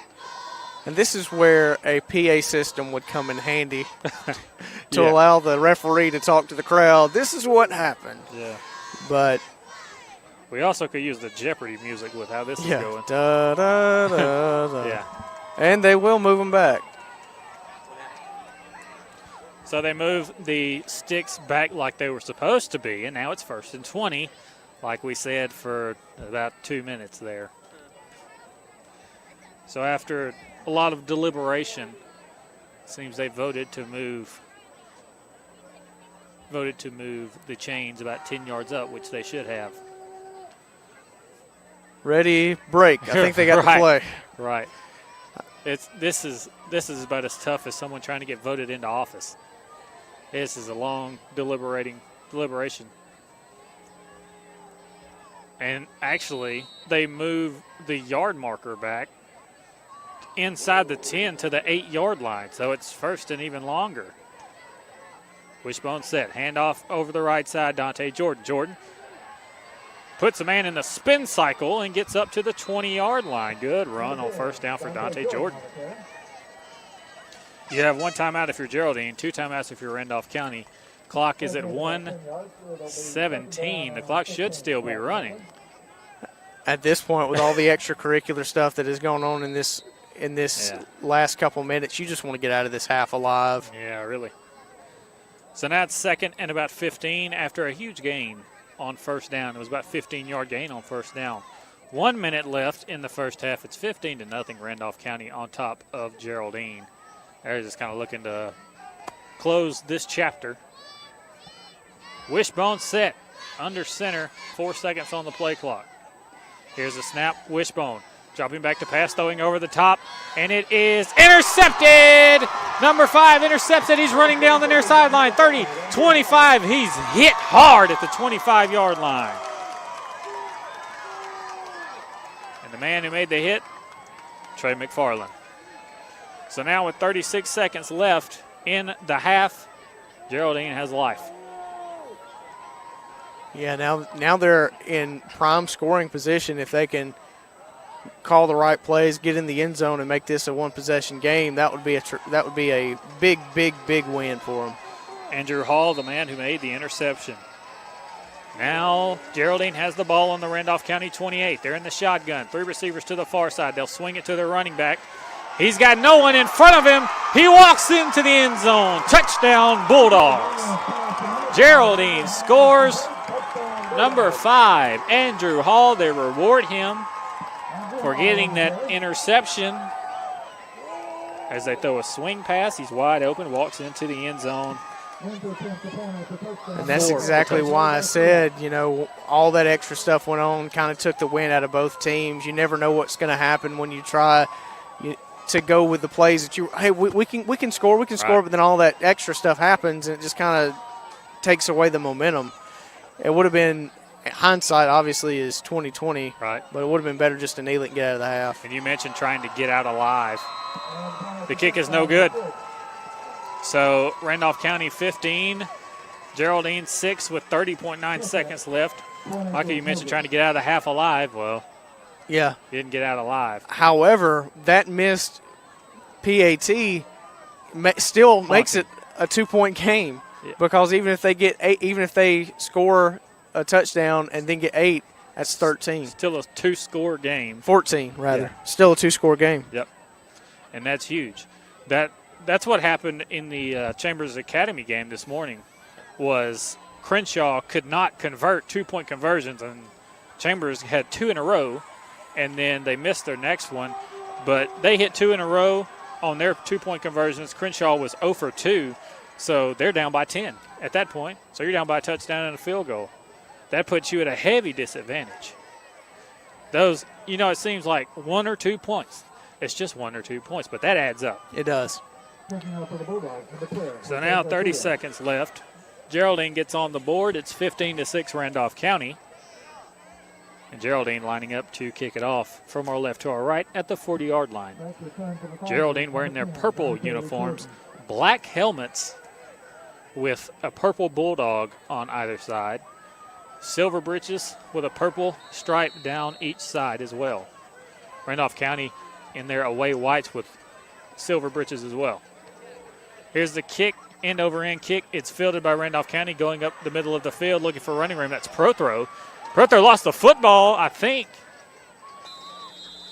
And they'll say Randolph County has it at the 39-yard line.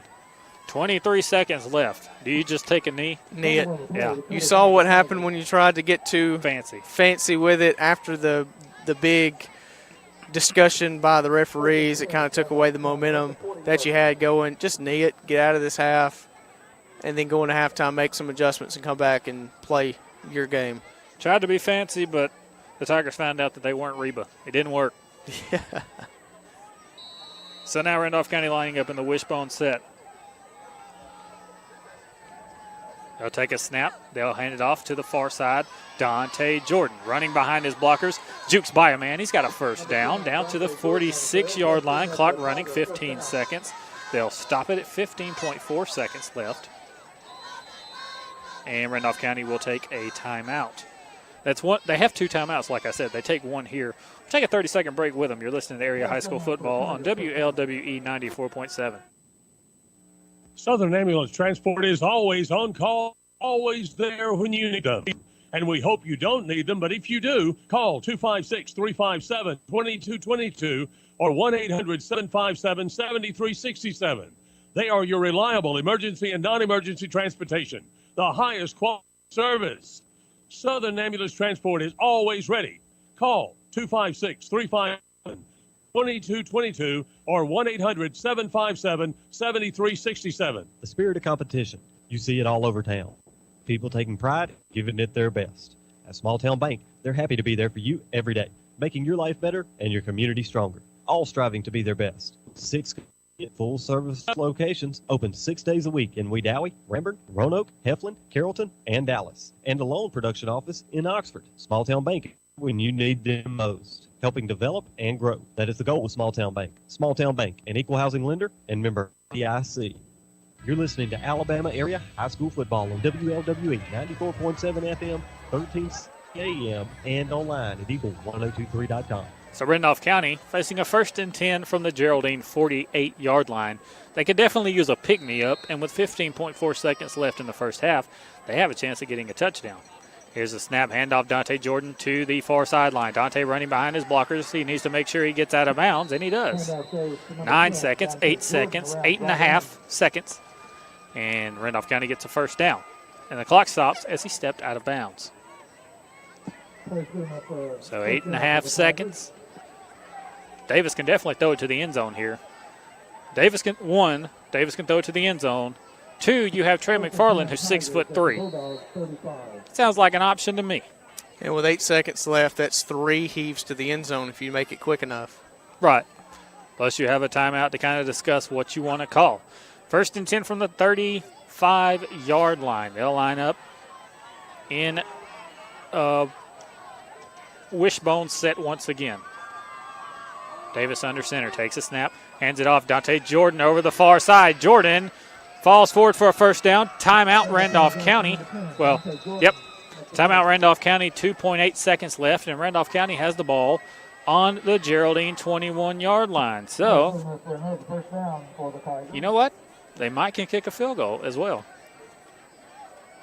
Then that would make it a 3-score game if you kick a field goal because it's 18-6. And I know for a fact that Trey McFarland can kick from this far. Yeah, the field goal is definitely the smartest play, I think, in my opinion. I think that's the smartest way to go. Although we have seen that they can score via the air from this distance. Yep. But it just comes down to, how confident are you in your kicker versus your quarterback. And a halftime score from Mobile, Alabama. St. Luke's 27, Wadley 7 at halftime. So St. Luke's playing a really good football team. Another one of those teams that dropped down from 2A to 1A, just like Lynette. 1st and 10 now for the Tigers of Randolph County. They'll line up in the I formation. They're not going for a field goal. They'll line up in the I formation here. A single receiver lined up to either side. Hester dots the I in the backfield. Davis under center. Davis snaps it. This will be the last play of the half. Dropping back to pass, throws it to the near side. Looking for a man, and it is batted away. Just really, not really any chance there. So at the end of the first half, it's 15-6. Randolph County on top of Geraldine. We'll take a 3-minute break. You're listening to Area High School Football on WLWE 94.7. Eye Care of Alabama, efficient and effective eye care close to home, proudly supports Randolph County, Hanley, Woodland, and Wadley high school football teams and academics. Dr. Mohan and the staff at Eye Care of Alabama, cutting-edge technology, and they strive for excellent outcomes with every patient to get the best vision and medical eye care possible.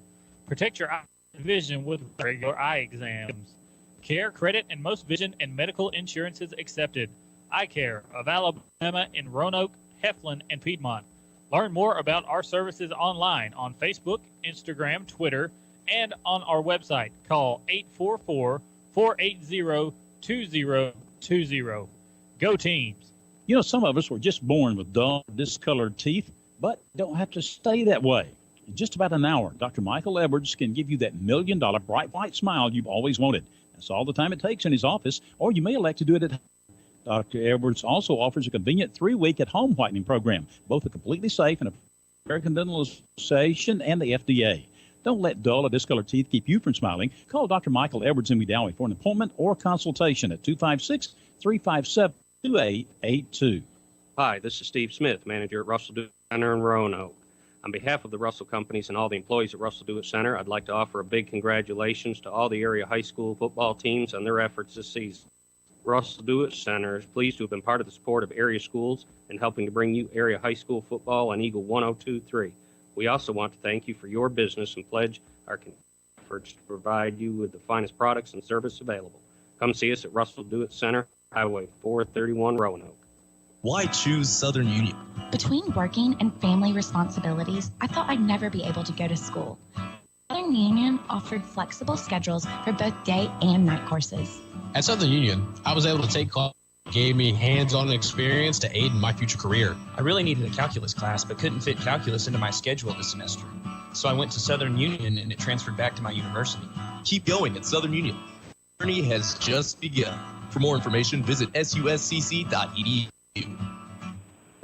It's not just a home or car. It's 5 hours you spent in the kitchen mastering your epic wing recipe and the 3-hour family road trip to the tailgate party. While other insurance companies just see them as a bundle or combo, State Farm agent Ken sees your home and car as a time and memories you put into them. Ken understands what your things really mean to you and is here to help you give them protection they deserve. Talk to State Farm agent Ken Seifert in Roanoke for your home and auto insurance today.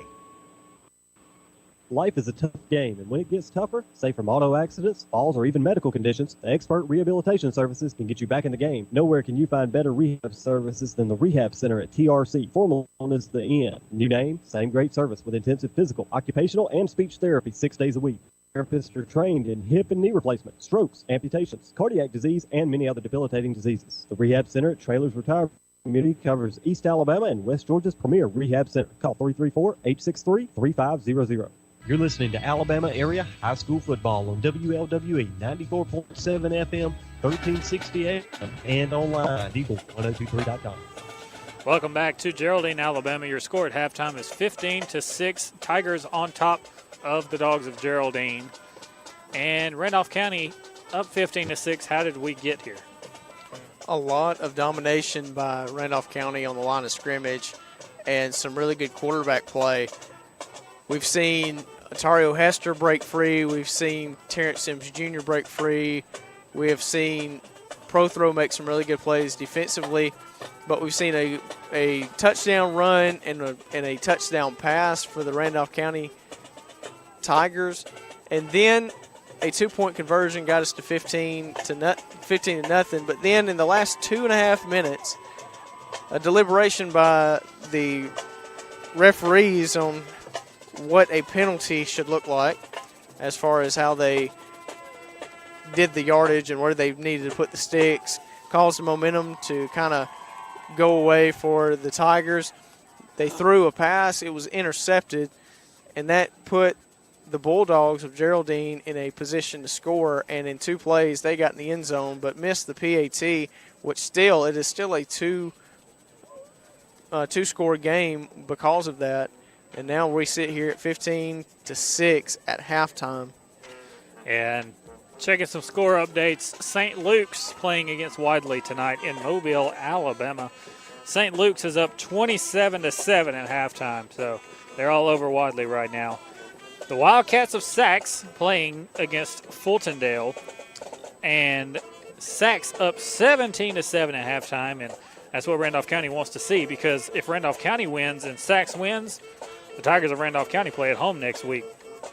So that is the best option for them. They would love to play at home next week, even if it is against Saxe, a really tough team, but they smacked Saxe the first time. And Ramburn playing against Addison tonight. That score was 14-7. It was 14-7. Addison on top of Ramburn, that is. Piedmont's up 20-2 on J.B. Pennington at halftime.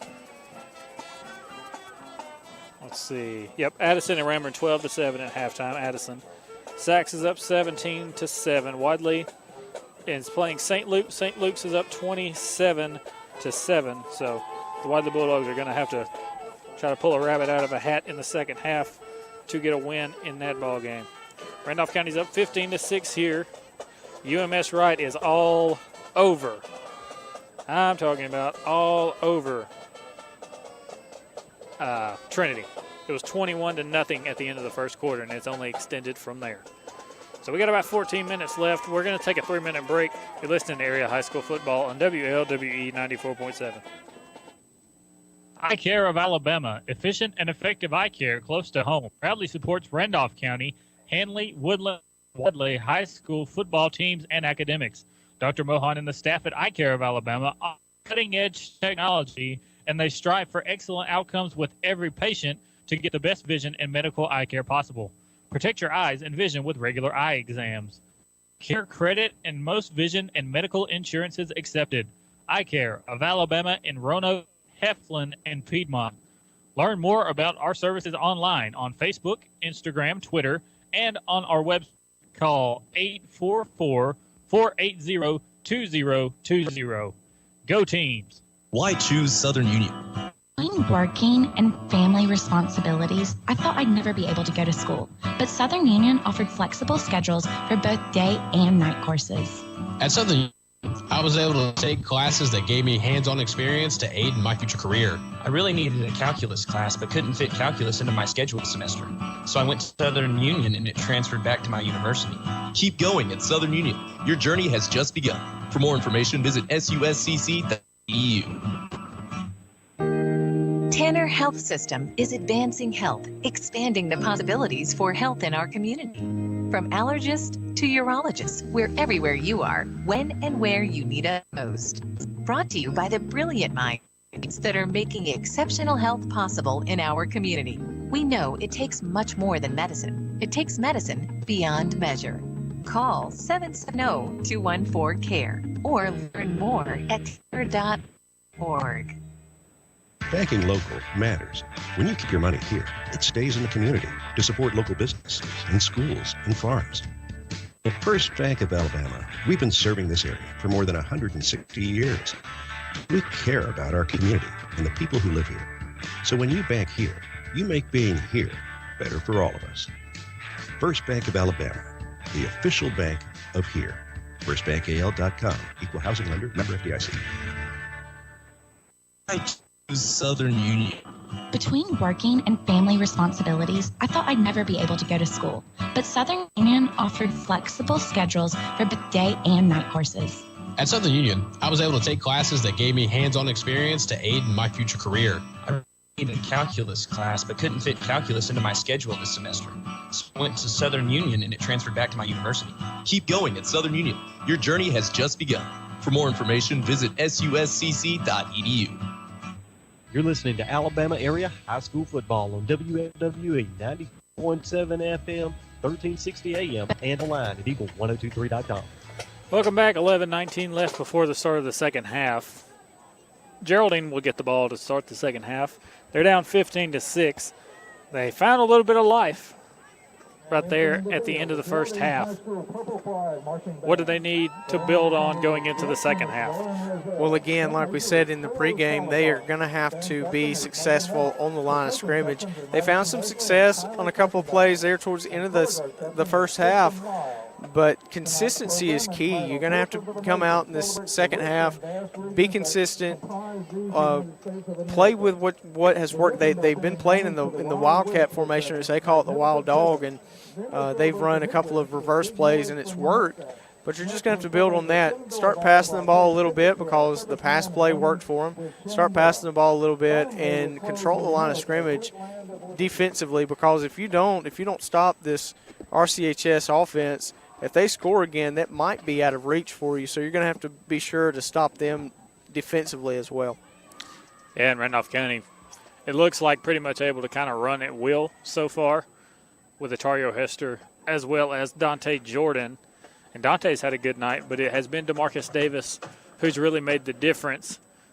He kind of cooled off toward the end of the second half as he threw an interception and almost threw a second interception right there with 2.8 seconds left before halftime when he kind of chunked it in the end zone to see if he could make something happen. Yeah, he made a couple of mistakes there towards the end of the first half, but he has definitely been the difference maker on offense. He's run the ball well, he's passed the ball well, and if you just get in his ear and tell him to calm down, to play smart and make good decisions, he has done a really good job, and I expect him to have a really good second half as well. All right, so as we know, last weekend it was kind of Veterans Weekend as we had Veterans Day, celebrated that on Monday. It kind of goes unnoticed, all of the hard work, dedication, and sacrifice that our veterans make, not just the ones who have already left the service, but the ones that are in the service now.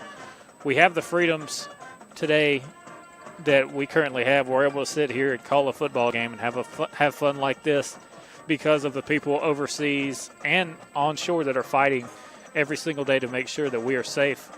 Those people are the reason why we're able to sleep at night and feel safe, because in some places in a third world country, all they ever know is war zone. All they ever know is bombs dropping all of the time. And we're able to have peace and know that we're safe.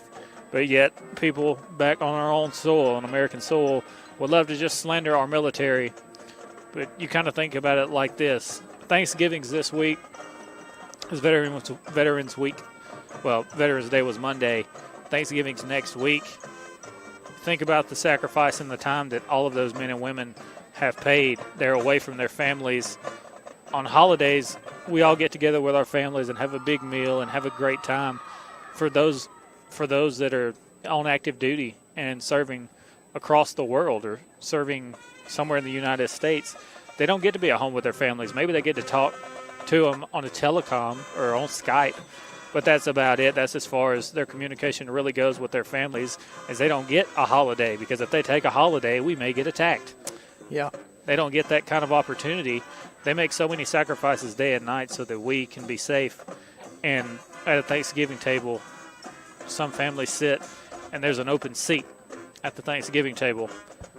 They have a member in the Army, the Navy, Air Force, National Guard that is not there and can't be there. So they leave an open seat at the table just to remember those people. And there are some that have lost a loved one in the fight overseas or lost a fight somewhere, and they lost their loved one, and they leave an open seat at the table for Thanksgiving because they're missing that son or that daughter that sacrificed everything so that we could remain safe at night. And it means so much to have all those veterans willing to make the sacrifice that we may be safe and be able to sleep well at night. And I thank all of our veterans for all that they have done and all that they continue to do.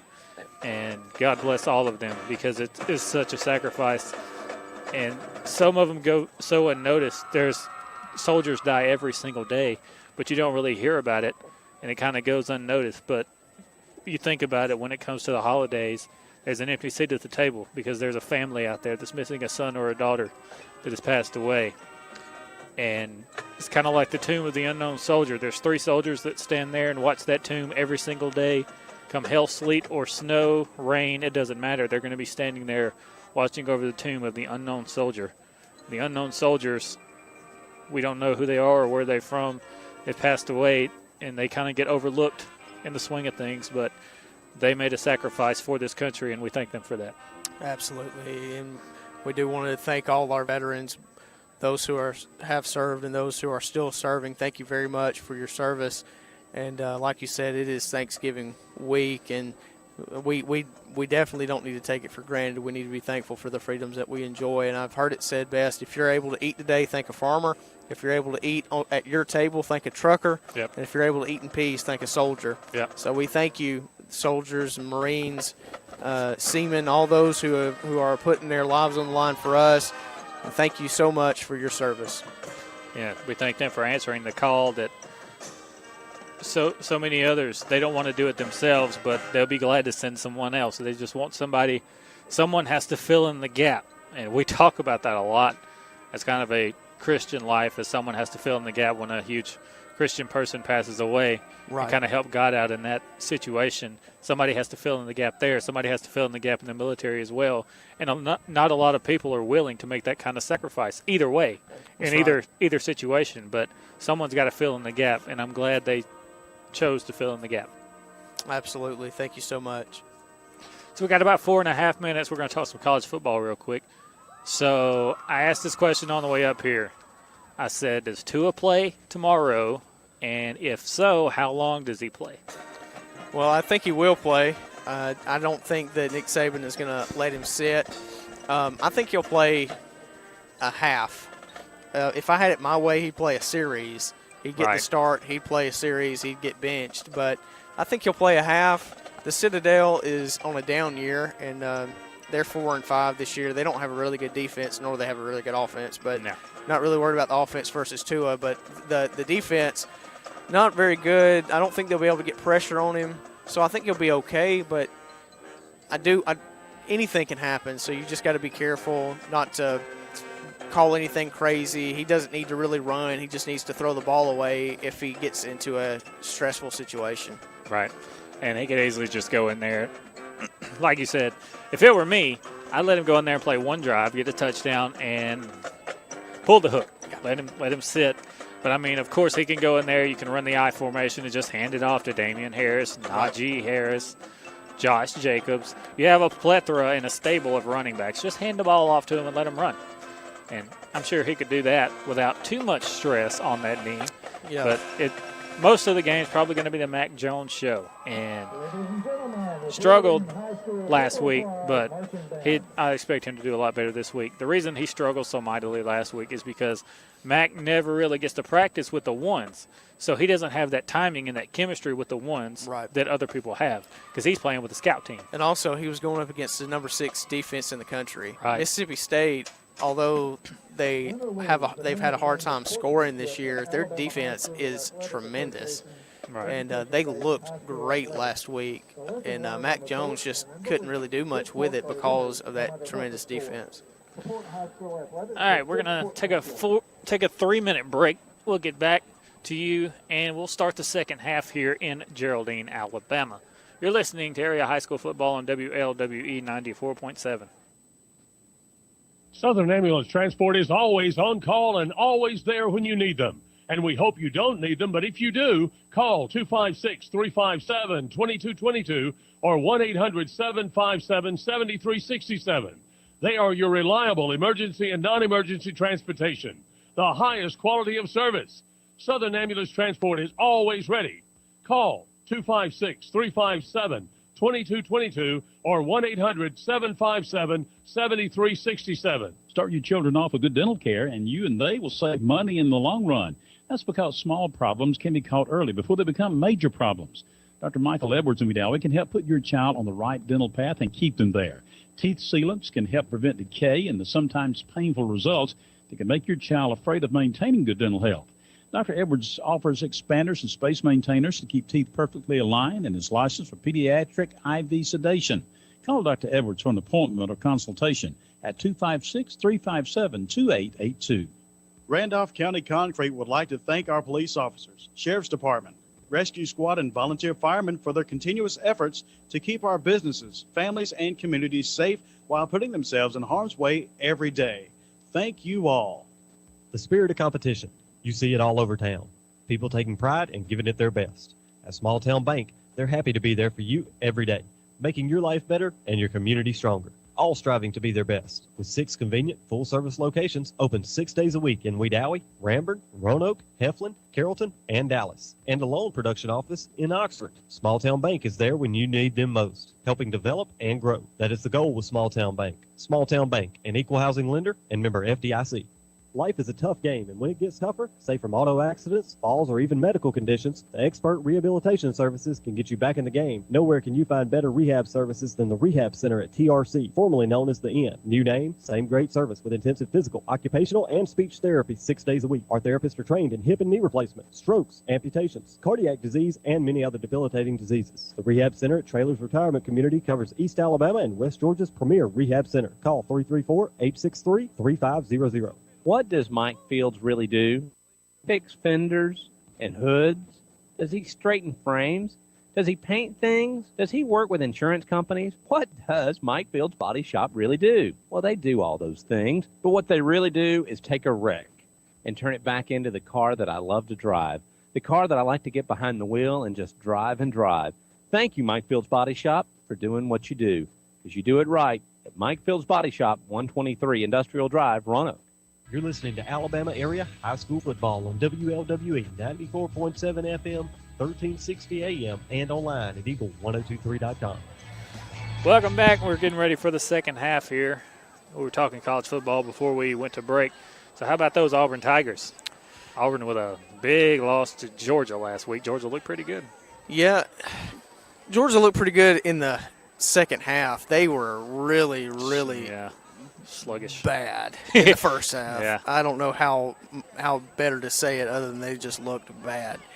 But they got it together and they pulled out a win against the Auburn Tigers. But Georgia's going to have to fix something before they play Alabama. If Yeah. they play like that, it's not going to end well. yeah, it's really not. Georgia's offense, although I will say this, Jake Fromm has just gotten better as the season has progressed. And I was not a believer in Fromm. I thought Eason should have stayed. I thought Eason was a better quarterback. But anyway, I honestly think Justin Fields is a better quarterback. He's a better player. But Fromm has just pulled it together, and he does good when he just is able to be let loose. And they finally let him loose. They finally just let him play, and he has looked really good. So Georgia's just got to get things together. Got to make sure that they learn from their mistakes. They're a really good football team, really solid. I think a big deal with the progression of Jake Fromm has been that he hasn't had to be subbed out every other play when he's trying to put Justin Fields in. He has allowed him to get in a rhythm, and that's what he needs. He needs to be able to get in a rhythm. Yeah, he is definitely a rhythm quarterback, and if he's not in the rhythm, he's not going to be a good a good player. He's like a rhythm shooter in basketball. You have to get him hot before he can be hot. Exactly. So Geraldine will get the ball first to start the second half. It's 15-6. Randolph County on top of the Dogs.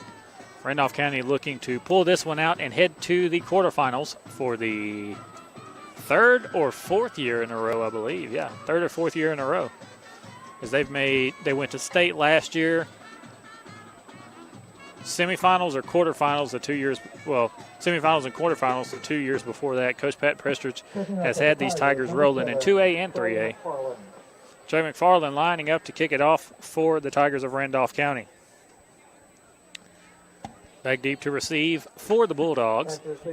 That's going to be number 5, Andrew Hall. And number,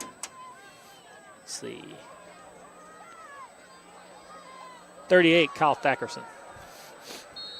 Here comes the kick from our right to our left as we see it.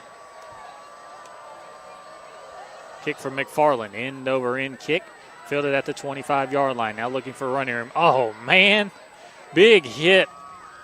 I don't know who that was from Randolph County, but he was running 90-0, going straight down the far hash, and he absolutely ended someone's career. Yeah. And you want him to hit the ball carrier that way, but he hit one of the blockers, and it was just a big hit. He demolished the blocker. So now 1st and 10 as the runner went down at the 32-yard line. 1st and 10, Geraldine from the 32-yard line. So now they'll line up in the Wild Dog formation. Here's the snap a little low. They fumble it, and Randolph County runs into the quarterback, and they kind of fall toward the ball. I don't think they got the ball, but Randolph County dove right at the quarterback and almost had the fumble. So now number 21 from Geraldine, Rowell coming in at quarterback now. 2nd and 14 for the Bulldogs. And that's not the play that they wanted to start the second half with, of course. Now a wing T set for the Bulldogs. Rowell under center. Brings a man in motion to the near side. They'll run a sweep with him. And he busts through some tacklers, still running down the near sideline. He's at the 50, tripped up, still going, 40, 35, cut down at the 30-yard line. And I saw Micah shaking his head as the running back came to this near side. It's because the safety for Randolph County was running like a cheetah down the field, and he plowed into the blocker and pushed him into the running back. And I thought for sure they were taking him down, but the running back just kept going. And that is exactly what happens when you keep your legs churning. Yep. You don't go down after the initial hit. Keep those legs churning, and you can break out those big runs. Churn that butter. Exactly. So Probably now, the best butter run of the season right there. So now a wing T set for the Bulldogs. They'll bring a man in motion. They'll run the same sweep play to the opposite side of the field. This time it's bottled up in the backfield. And Randolph County was trying to say he lost the football, but they say he's down. So a good stop, and it's 2nd and 11. The Bulldogs of Geraldine have moved down to the Randolph County 27-yard line, facing 2nd and 11. We're at the start of the second half. It's 15-6 Randolph County. Geraldine is on their first possession as they receive the ball to start the second half. 2nd and 11 now. Clock runs inside 10 minutes, 20 seconds. Wing T set for the Bulldogs. Bring a man in motion to the near side. They'll run the double reverse, and the defensive tackle for Randolph County ate that man for lunch. I don't know who it was, but he had the center and the running back in a bear hug and just ate them. That's domination at the line of scrimmage, one of the keys to this game. Even though RCHS has been beat on a couple of plays this drive, they have consistently been better at the line of scrimmage, and there they show it again. And we mentioned it's all about consistency, and that's exactly what happened there. Now they'll line up in a single wing set to the near side, 3rd and 11. Quarterback dropping back to pass. He's got a man open, and he hits him at the 20-yard line. He's caught it. He's cut down at the 16. It looks like he'll have a first down. 3rd and 11, and they got 11 and a half. That's a first down. That was a great play. That was our second key to this second half. Not only control the line of scrimmage, but find a way to pass the ball, and that's what they did on that play. That was a good play, and I would look for that on an upcoming play as well, as they are threatening to score. And that's blown coverage for Randolph County on 3rd and 11 there. 1st and 10, single wing set to the near side. Here's the snap. They'll hand it off to the far side of the field. Nothing doing on first down. It's going to be 2nd and 10. Running up the middle is not working. That's why they're trying to exploit the edges on these swing plays. Those haven't really been working. So they run the double reverse play. That's worked every now and then, but the pass plays have been the most effective play all night for Geraldine. 2nd and 10 now. They're running a lot of this clock. This is kind of a Randolph County-esque drive where you run a whole lot of the clock. You just have to make it count when you get near the end zone. You have to get it in. 2nd and 10, single wing set to the near side. They'll take a snap. Quarterback dropping back to pass. He's pressured, and he scrambles out, rolls to the near side, throws it incomplete. And that's a beautiful play by the quarterback because he could have been sacked for a huge loss there. He made something happen and was able to throw it at the feet of his running back so no one could get it. All is null and void, and it's 3rd and 10. It's the kind of plays you have to make if you want to stay in the game. You can't take a sack right there. That's right. If he takes a sack, then they put themselves behind the chains big time. But he's able to get the ball off. It is incomplete, but that's still a win for the Geraldine offense because they didn't lose any yards. 3rd and 10 now from the 16-yard line. They'll bring a man in motion in the wing T. Quarterback rolling to the near side to pass. Throws it back to the far side. Incomplete. Oh, I thought it was going to be intercepted. Quarterback got nailed on that play. He didn't get away from the defensive end. But now it's 4th and 10. Geraldine, what will you do? Looks like they're kicking the field goal. I see number 12 out there. He's their kicker / punter, and he has a tee. So he's getting ready to kick a field goal. 8:20 left in the 3rd quarter. Geraldine going for a field goal here. It's 15-6. This is interesting considering he missed a PAT earlier in the game. All right. Garcia lining up for the PAT. Randolph County getting ready to kind of block it.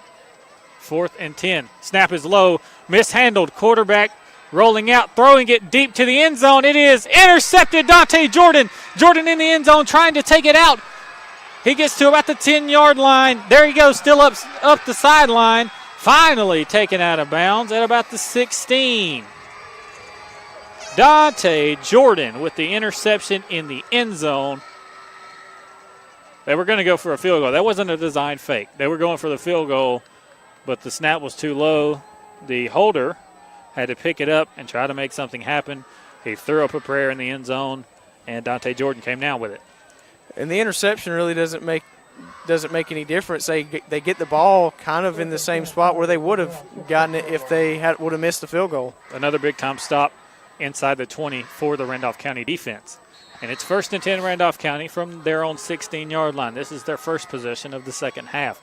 They'll line up in the I formation. Otario Hester dots the I in the backfield.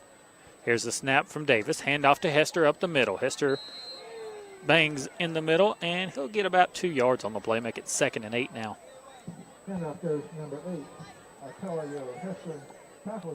Hester, one of the guys that you're used to getting a lot of chunk plays, hasn't been able to break out for a chunk play tonight, but if you keep landing body blows, sooner or later he's going to make one. That's right.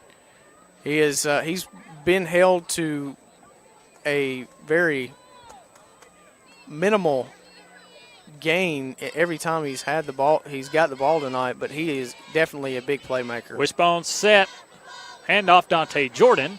Jordan gets up to the 23-yard line. It'll be 3rd and medium now. Dante Jordan has had a really good night running the ball, and it's due to his agility because he's so quick that he can get one cut and be 5 yards up the field really, really fast. He's like DeAndre Swift from Georgia.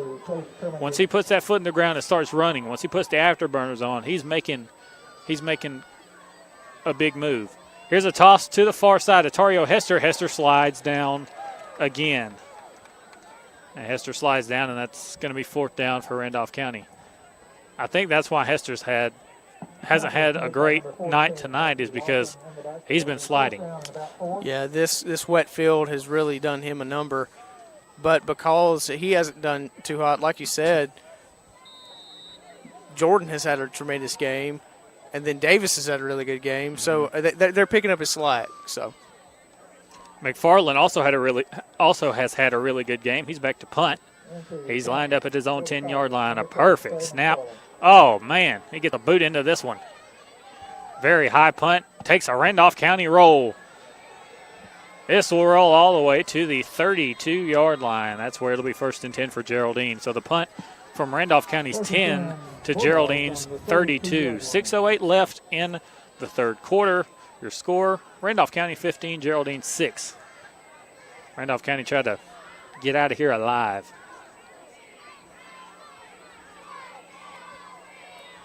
Just got to figure it out on offense once again. They had the offense rolling in the first half. They've been very sluggish since. Yeah, this is a point in the game that if you're playing a video game, if you're playing Madden, on defense you're changing all the settings to conservative. Right. And on offense you're changing the settings to chew clock. So now a wing T set. Here's a handoff to the near side. Looking to get the edge. The runner does get the edge. 40, 45, 50. Knocked out of bounds there. And that is number 5, Andrew Hall once again. They're exploiting the edge of the Randolph County defense. Big time first down. Andrew Hall is a very quick, speedy back, very shifty, agile. He's had a really good game tonight. When he's able to find running room, he can make somebody miss, and really he doesn't have to make anybody miss. He's so fast. Wadley scores a touchdown. It's 27-14 St. Luke's with 7:21 left in the third quarter down in Mobile, Alabama. So it's 1st and 10 Geraldine lined up at the 47-yard line of Randolph County. Wing T set, they'll bring a man in motion. They'll run the double reverse play, and he'll get a gain of 2, maybe 3. Randolph County defense was all over that one. If you run a trick play almost every time you get the ball. Is it a trick play It's anymore? not really a trick play. Yeah. I guess that's just a wrinkle in their offense at that point. Sachs gets a safety on Fultondale, and it's 21-7 Sachs now. Wing T set. Bring a man in motion for Geraldine. Handoff up the middle. And it'll make it 3rd and about 6 as he gets 1, maybe 2 on the play. This is a big third down for this Geraldine team. This is probably a bigger third down for Geraldine than it is for RCHS. So now 3rd and 5 for Geraldine. They're lined up at the Randolph County 42-yard line. Sachs got 2 safeties in a row, actually, to make it 21-7. Single wing set on 3rd and 5. Here's the snap, quarterback handoff up the middle, and I don't like that play call. Yeah, I'm not a fan of that play call. I'm really not sure. I think they're thinking 4-down situation, 4-down territory, but still. It's 3rd and 5. You only got 1 yard on that play. Now it's 4th and 4. I would have tried to play action something there, but I'm not a coach. Yeah, play action would have been effective there possibly, but then getting it to Hall on the edge would have been my go-to. Right. So now it's 4th and 4 for Geraldine. They'll line up in a single wing set to the near side. They're in the middle of the field. They'll bring Hall over the left side, and it's offsides on the defense. The defensive tackle to the near sideline jumped way into the neutral zone. And you know what that is? It's a free first down. It's a free first down. You can't have contact when you jump, and there was not just contact, but big contact there. Boo Koodles of contact there. Allowed for that offsides call, and now you just give Geraldine the first down, and that's huge for Geraldine. 1st and 10 from the 36-yard line for Geraldine. They line up in the single wing set, split out to this near side. Handoff. Hall fumbles the football. I think Wedowie fell on it. It looked like Randolph County has it. They say they do, and I'm pretty sure they do. Randolph County has the football. Fumble on the play from Geraldine. Randolph County picks it up. Now they're in business. And one thing that's not good, Dante Jordan comes up kind of gimpy after that play. That's the last thing you want to see. So now 1st and 10, Randolph County from the 37-yard line. How about the Callaway Cavaliers beating the number 1 team in the state, Hapeville Charter, 31-13. Wow. Took them to the woodshed in Hapeville Charter, too. It was on the road. Here's an option play. Toss Dante Jordan to the far sideline. Dante in a foot race. A good block from Matario Hester. Still running down the sideline. Inside the 20. Inside the 15. He's down to about the 12-yard line. Selfless play from Matario Hester as he runs down the field in front of his brother. Well, his brother team-wise, not his brother literally. But running down the far side of the field, throws a big block for him and gets him some extra yards all the way inside the 15 to the 13-yard line of Geraldine. That was a great play, great blocking on that play. Just a quick, speedy run. They're able to get down inside Geraldine's 10-yard line. They're threatening to score, and if they score here, I can't help but think that maybe this game might be out of reach for Geraldine. All right. So now, wishbone set, 1st and 10. Davis snaps it, handoff Matario Hester. Hester slips, but he keeps those legs moving and gets a gain of 7.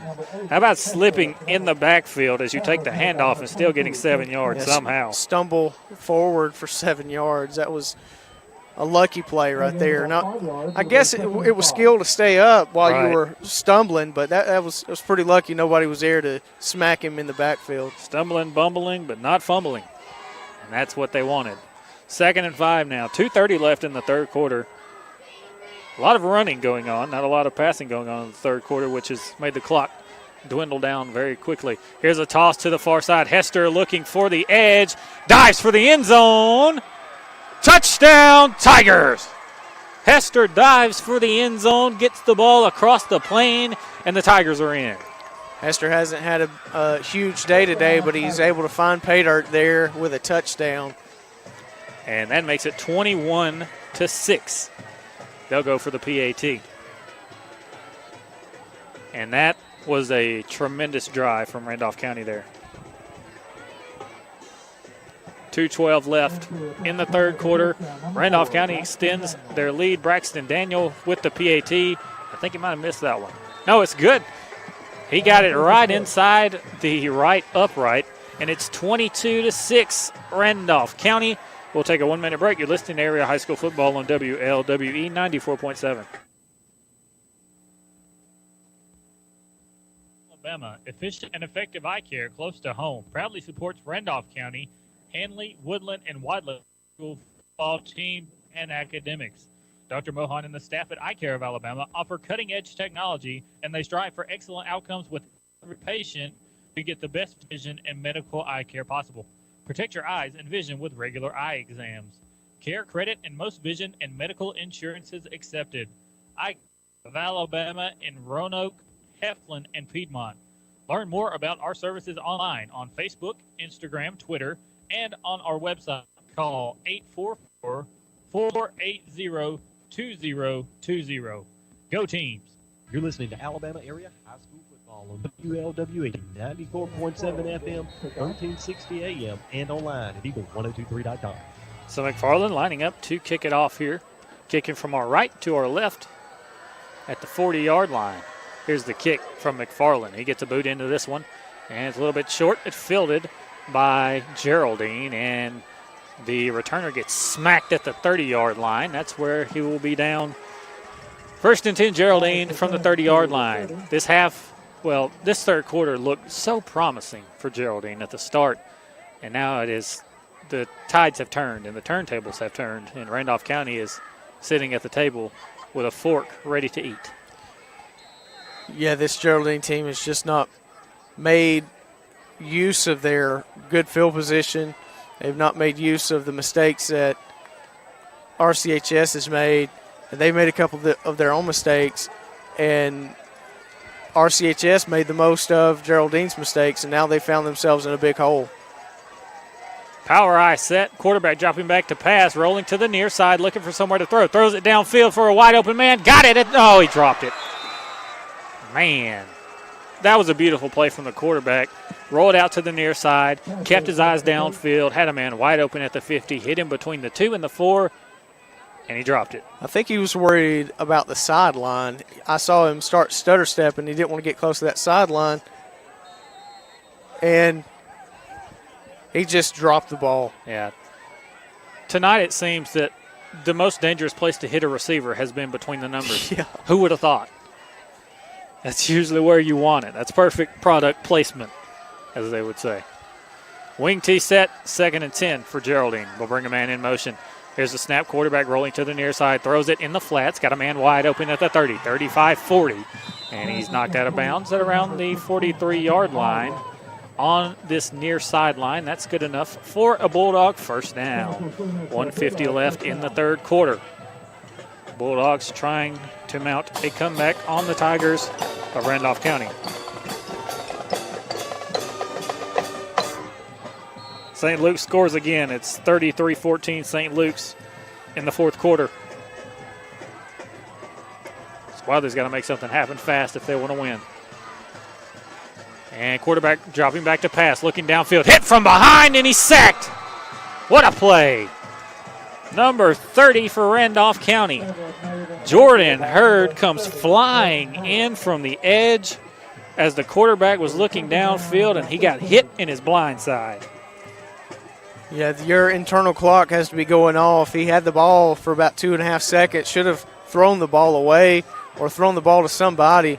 That was a good defensive stop by RCHS there to get a sack on first down. So now it's 2nd and 15. 2nd and 15 for the Bulldogs of Geraldine. They'll line up now in a shotgun set. 2 receivers to the near side. You see they're starting to get kind of in a rush, kind of hurried up mode. Oh, what a tackle right here on the 40-yard line from number 7. That is McFarland once again. McFarland upends the man on an option play. They line up in the shotgun, but instead of throwing it, they're in an option play. And it did not go as well as they would have hoped.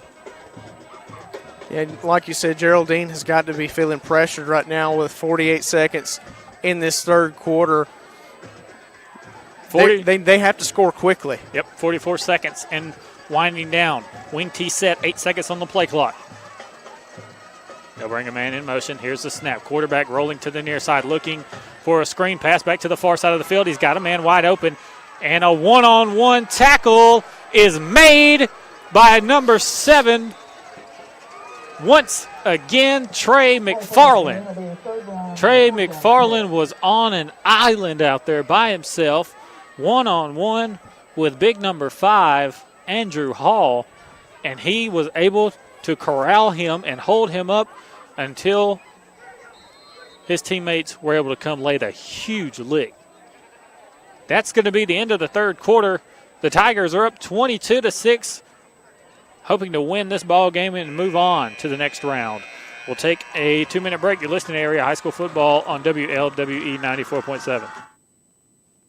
Just your home or car, it's the 6 months you save for your Ultra HD flat screen just in time for football season. And the overtime you work for the third car so your team can drive himself to while other insurance companies just see them as a bundle or combo. State Farm agent Ken Seifert sees your home and car as things you really work hard for. Ken understands what your things really mean to you, and he's here to help you give them the protection they deserve. Talk to State Farm agent Ken Seifert in Roanoke for your home and auto insurance today.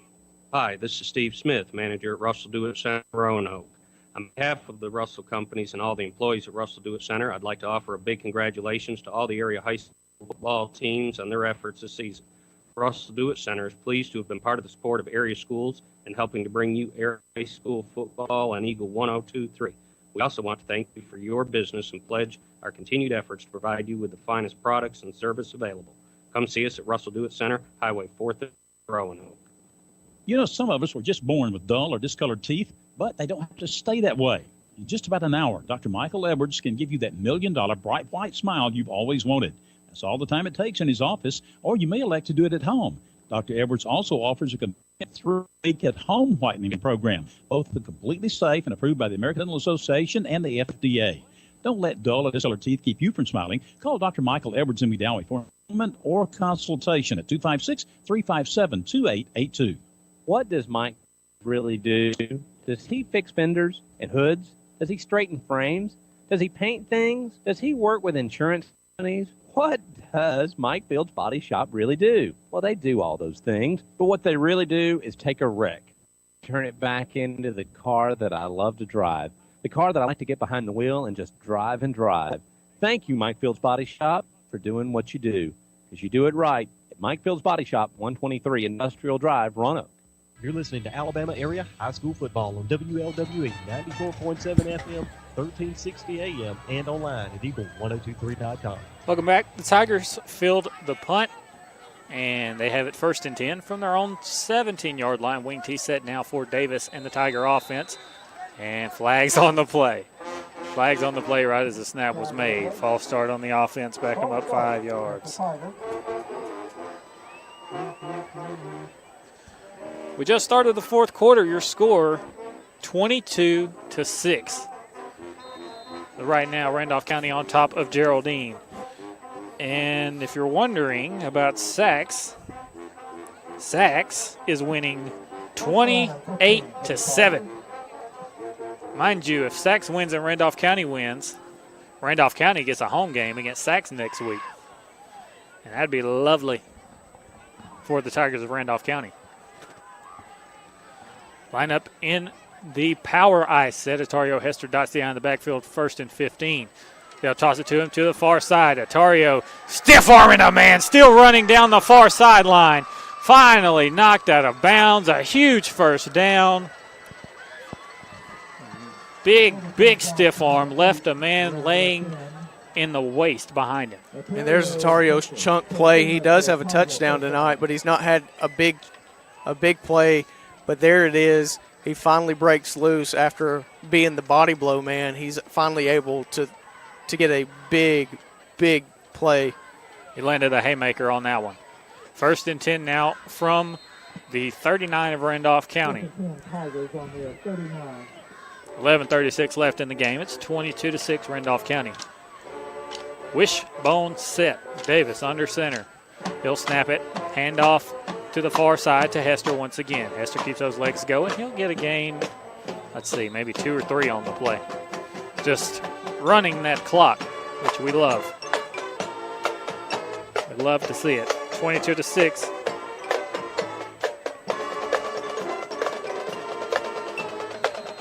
Second and 7 now.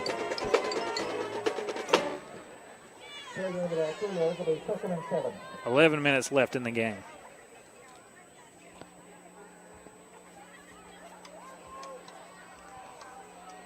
So now they'll line up in the wishbone once again. Davis under center. Actually, it's a power eye set. Hester dots the eye in the backfield. Here's the snap toss. Hester far side. He's hit at the line of scrimmage. And that's where he'll go down at. Someone missed a block somewhere. Big time. Yeah, that was a time where Geraldine found some success at the line of scrimmage, but again, like we've been saying, they've not been consistently successful at the line of scrimmage, and so that's why they're losing the game tonight. But still, a really good defensive play by Geraldine. Ooh. Just saw a tweet that said Clay Central doing work against Madison Academy. Let's check this out. But first, 3rd and 7. Wishbone set. Here's a handoff to the far side. Nothing doing again, and it's 4th down. Madison Academy. 4th and 6 now. 9:55 left in the game. 22-6. Your score. Clay Central 37, Madison Academy 19, heading to the 4th quarter. Wow. I picked Clay Central as an upset, but hey, Coach Danny Horn knows what he's doing, and there's been no doubt about that for years. Jay McFarland lining up to punt here on 4th and 6. Perfect snap, and he'll get a boot into this one. It'll be fielded at the 23-yard line. Now looking for running room up the middle of the field, and he'll get to the 32. Well, Kyle, it does my heart good to hear that Madison Academy is losing. Of course it does. It's a Henley alum who's beaten them twice. The only team Madison Academy has ever lost to in a state championship game was Henley. And they did it twice, 2011, 2016. The only sport that they beat Henley in was basketball, and that was at Jacksonville 2 years ago. Jacksonville State 2 years ago, and that one went to double overtime. Shotgun set now as Geraldine has to pick up the pace. They're down 22-6. They'll snap it, throw it to the near side. I don't know what that was, but that was almost a trick play. So the quarterback threw a slant route to a guy that was open. The guy on the slant turned around and caught it, but he knew he was going down, so he pitched the ball back to the running back who was running a wheel route out of the backfield, and that was almost a kind of hook and ladder play. That would have been something to see. That would have been, I don't know if you're familiar with a quote-unquote dirty interception where it goes out of bounds, but you jump and throw it back inbounds. Yeah. That was almost something along those same lines. Shotgun set for Geraldine. They'll snap it. Quarterback with the play-action pass. Oh, man, what a throw. Caught it at the 39-yard line of Randolph County. That was a hitch and go. And what I mean by that is he runs a little 5-yard hitch route, looks back at the quarterback pump fakes it, tries to get the defender to bite on the pump fake so that his man will be wide open as he streaks down the field. Dante Jordan, the man in man-to-man coverage, didn't fall for it, but a perfect over-the-shoulder throw from the quarterback. There's no defense for a perfect pass. And now here's a handoff on 1st and 10 to big number 5, and he is clobbered after a gain of about 3. But what a pass there. Yeah, that was a perfect pass. Perfect product placement. That was it. Randolph County's got a player that is kind of shaken up. They're going to have to take him off the field.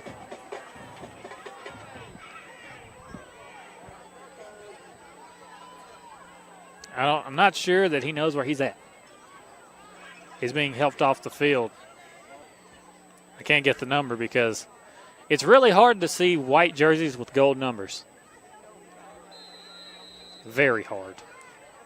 But the player is helped off the field. 2nd and 8, 8:33 left in the game. Tigers are up 22-6. Geraldine has the ball. Wing T set. Here's a snap. Handoff up the middle. This one is snowed under around the line of scrimmage. Looks like he'll get 1, maybe 2 yards. And now it's going to be 3rd and 5.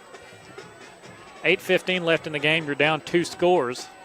You'd think they'd maybe try an air attack a little bit more.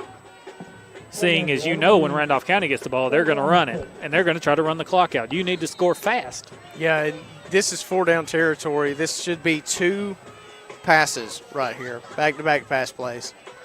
3rd and 7 now. Wing T set for the Bulldogs. And they'll bring a man in motion to the near side. They'll run that double reverse play. And he gets away. There he goes toward the end zone. Touchdown, Bulldogs. Number 5, Andrew Hall. He did it again. It looked like he was dead on water there. And then guess what? He broke away. Well, when that happens, when it looks like that he's going to go down, the defense just kind of gives up. Yep. And when that happens, you keep those feet churning. Yep. You break loose. That is a touchdown all day. So now we've got the same score that Chambers Academy had when they won the state championship. It's 22-12 here. 7:37 left. And Geraldine's going to go for 2, of course. And I just mentioned they need to score quick. Well, how about that? Made me eat my words there. They line up in a wing T set. Handoff. They fake the handoff. They're throwing it over the top, and it is intercepted, I do believe. It was. It was intercepted in the end zone. Dante Jordan. So it's 22-12 with 7:37 left. That'd be pretty cool if Randolph County could win with the same score Chambers did. But 22-12, we're going to take a 30-second break. You're listening to Area High School Football on WLWE 94.7. The spirit of competition, you see it all over town. People taking pride and giving it their best. At Small Town Bank, they're happy to be there for you every day, making your life better and your community stronger, all striving to be their best, with 6 convenient, full-service locations open 6 days a week in Wheaton, Ramburn, Roanoke, Heflin, Carrollton, and Dallas, and a loan production office in Oxford. Small Town Bank is there when you need them most, helping develop and it's the goal with Small Town Bank. Small Town Bank, an equal housing lender and member FDIC.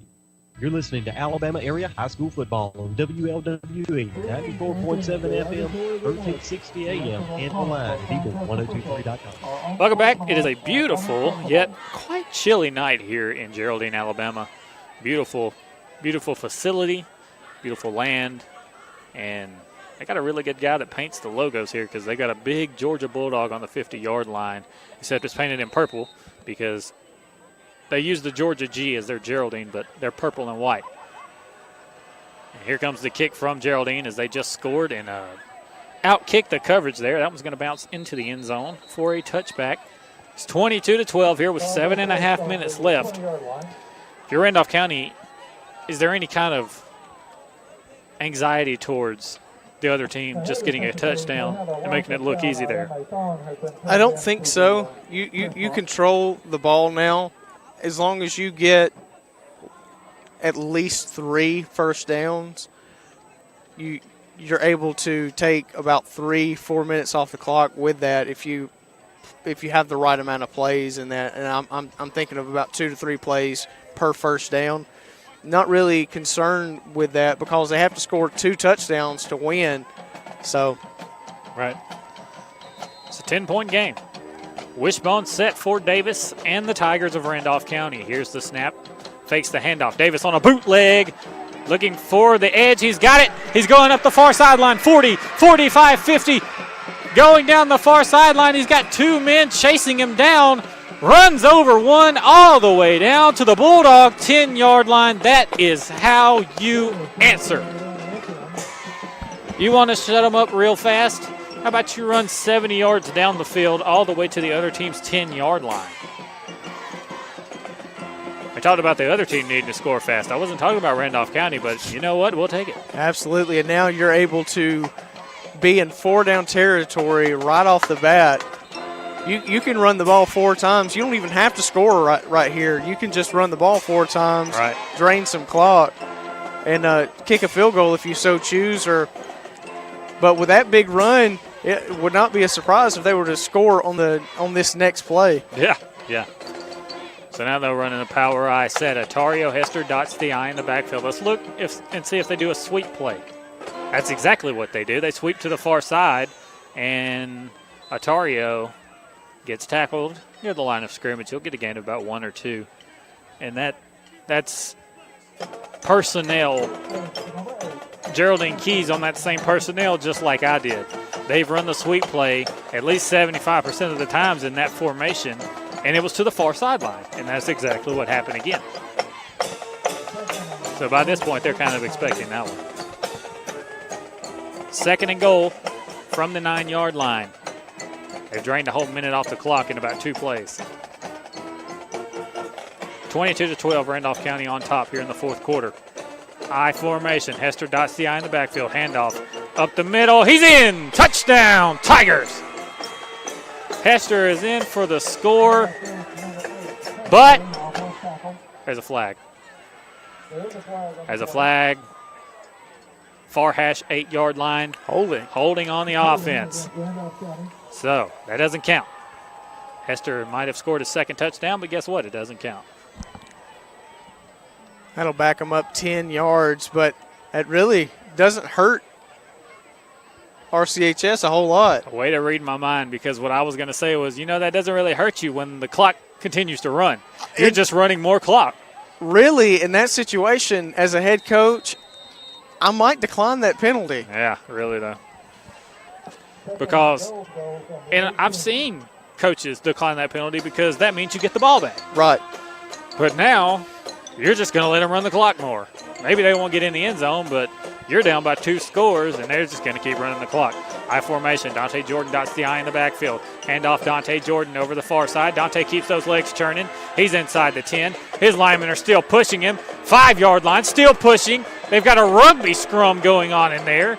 He gets to the 3-yard line. A lot of people don't know what I'm talking about when I say a rugby scrum. But if you ever watch rugby, the guy will have the ball and everybody will be kind of interlaced. And it's just whoever has more push is going to get the yardage, and that's what happened there. So now it's 3rd and goal, and a timeout is called by Coach Prestridge. We'll take a 1-minute break. You're listening to Area High School Football on WLWE 94.7.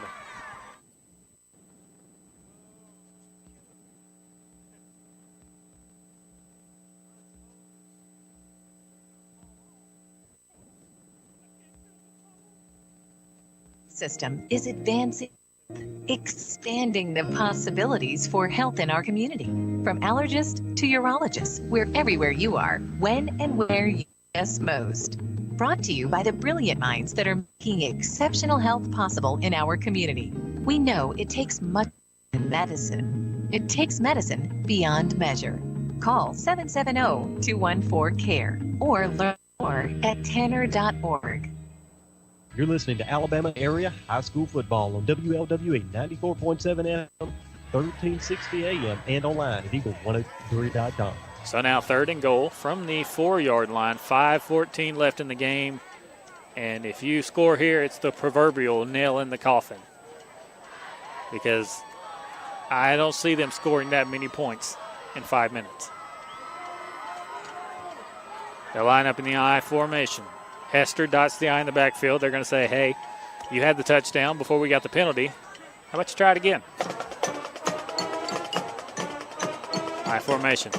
Toss to Hester. Far side. Hester walks into the end zone. Touchdown, Tigers. And this time, no flag. Hester is in.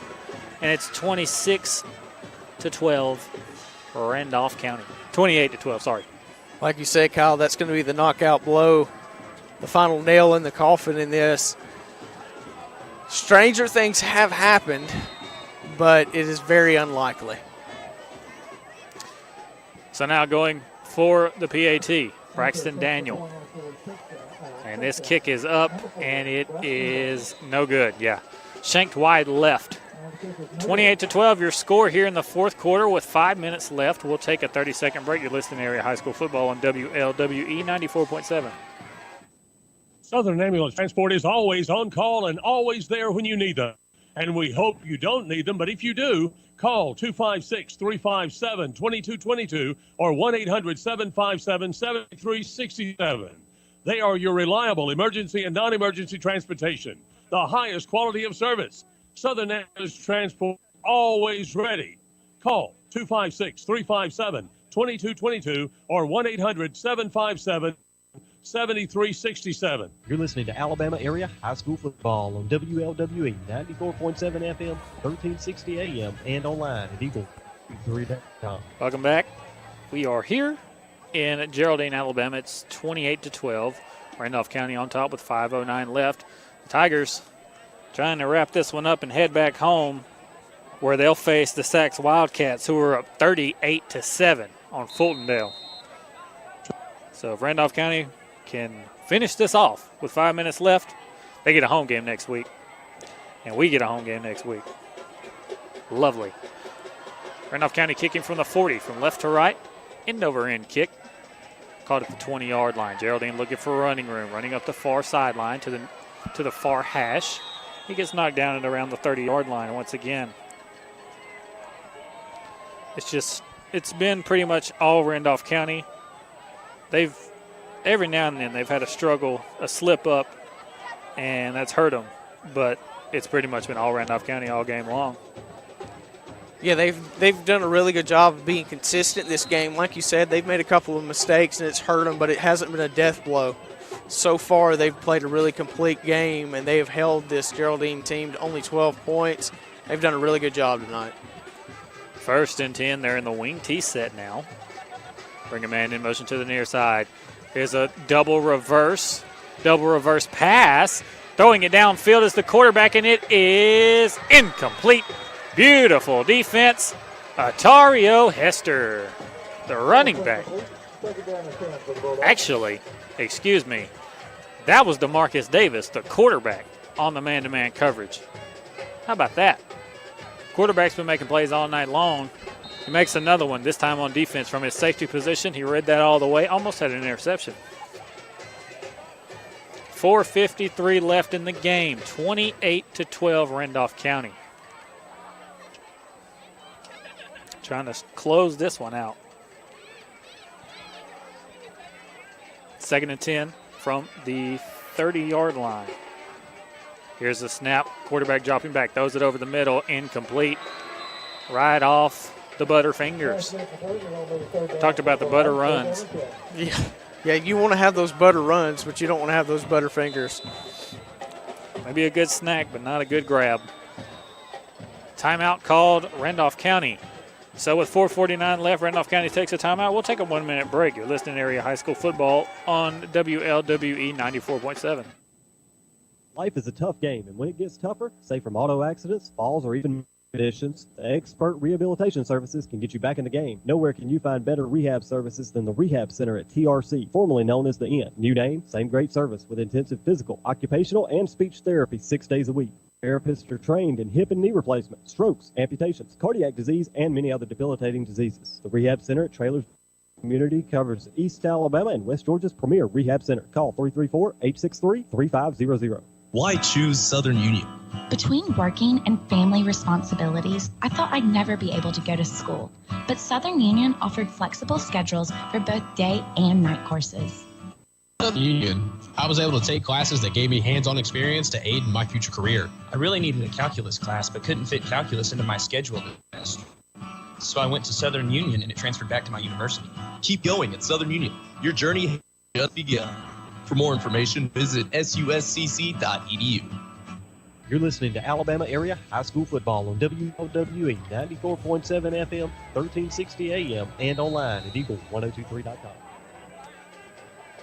Wing T set now for Geraldine. 3rd and 10. Bring a man in motion to the near side. Fake it to him. Quarterback rolling to the far side. Throws back to the near side to a wide open man. But the tackle is made on an island out here by himself. Trey McFarland does it again. You know, when Darrell Rivas used to be a lockdown man-to-man corner, he would call anyone that he was covering, he would say they were on Rivas Island. Well, tonight it's been McFarland Island, and he's had reservations all night there. Yeah, he's played great defense all night, and case in point in that play right there, as he just makes a tremendous open field tackle. So now it's going to be 4th and 14 for Geraldine. The head referee talking with the Geraldine coach. Not sure what about. It's 4th and 14 from their own 30-yard line. And this is pretty much the ball game. Shotgun set. Quarterback drops back. Throws it over the middle of the field. Caught! That's a first down. All the way up to the 49-yard line of Geraldine. Just Randolph County playing soft coverage, and they let the man get wide open. That was a very odd play because only one receiver actually ran a route. Yeah. All the other ones just kind of stood there. Kind of trotted out about 3 yards and didn't really look at the quarterback. Yeah. Quarterback still trying to make it happen. Shotgun set, 3 receivers to the near side, 2 to the far side. 4:26 left. It's 28-12. They're down by 16, which is just 2 scores and 2 2-point conversions. Here's a swing pass out here to the near side to number 5. He's hit at around the 42, and he keeps those legs going. He's down to the 40. That looks like another first down. And it was another Geraldine first down to the Randolph County 40. Another lineup in the shotgun again. 3 receivers to the near side, 2 to the far side. Bulldog fans wondering where has this been the whole game. Shotgun snap, same play. Toss to the near side, and he's taken down after a gain of about 3. And they have 2 timeouts, but they're not using them yet.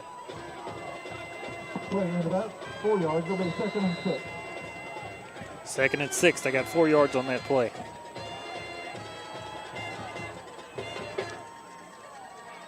They're wasting a lot of time trying to get a play in, though. 3:30 left in the game. Single wing set for Geraldine. Here's the snap, quarterback rolling out to the far side, looking over the top, throws it. Beautiful pitch and catch. That's a first down. I mean, if your quarterback's throwing like this, why didn't you throw it more?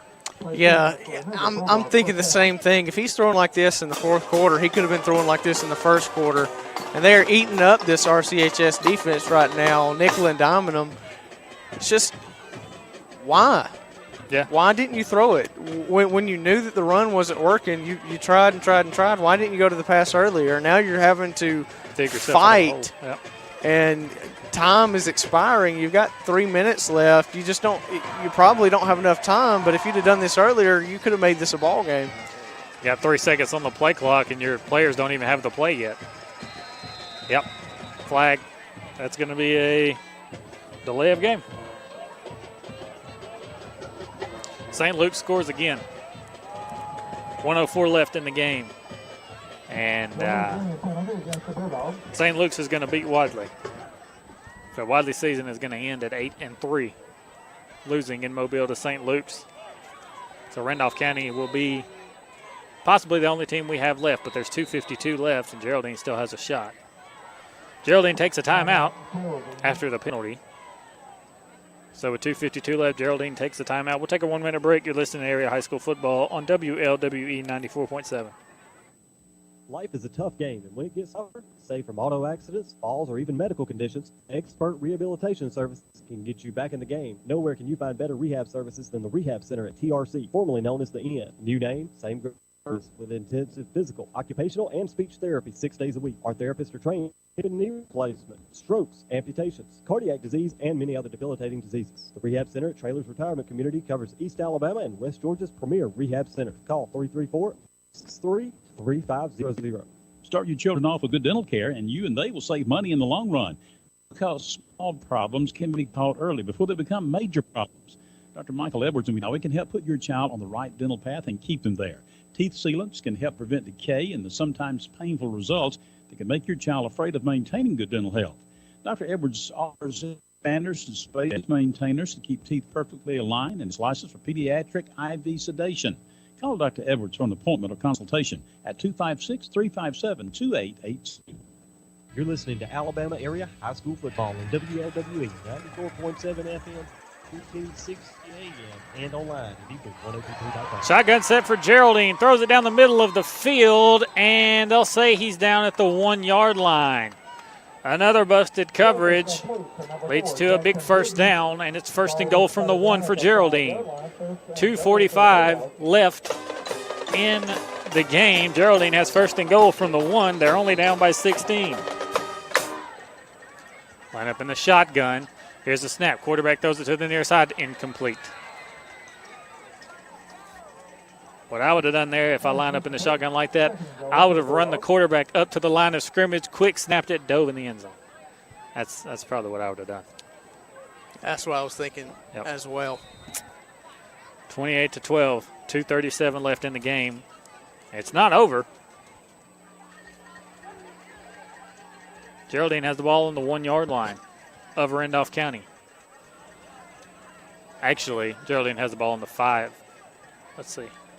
Yeah, the 5-yard line of Randolph County. Yeah, it's hard to see the goal line because the goal line's not white. It's purple. Pass over the middle. It's incomplete, and it's going to be 3rd and goal from the 5. I thought the guy got tackled at the goal line because that's the last white stripe on the field. But the goal line's painted purple. So I could not tell at all. So when we thought it was at the 1, it's actually at the 5. So it's 3rd and goal, which makes sense now why they try to swing pass. So now it is 3rd and goal. Shotgun set for the Dogs. Bring a man in motion, snaps it, throws slant pattern, incomplete. Dante Jordan, man-to-man coverage, swats it away. Now it's 4th and goal. It would just be icing on the cake if Randolph County could get another goal line stand. It would be their third of the night.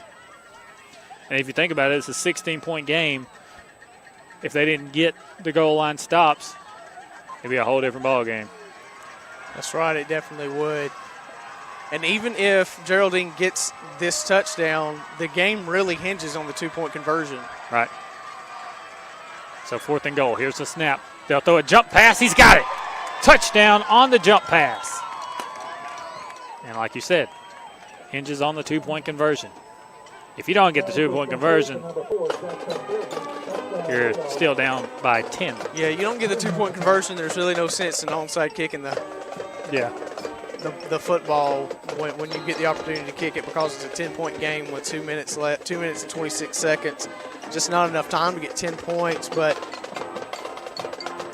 if you get this, you are definitely in the ball game. St. Luke's wins 46-16 over Wadley. Timeout, and then you just burned a timeout. Yeah.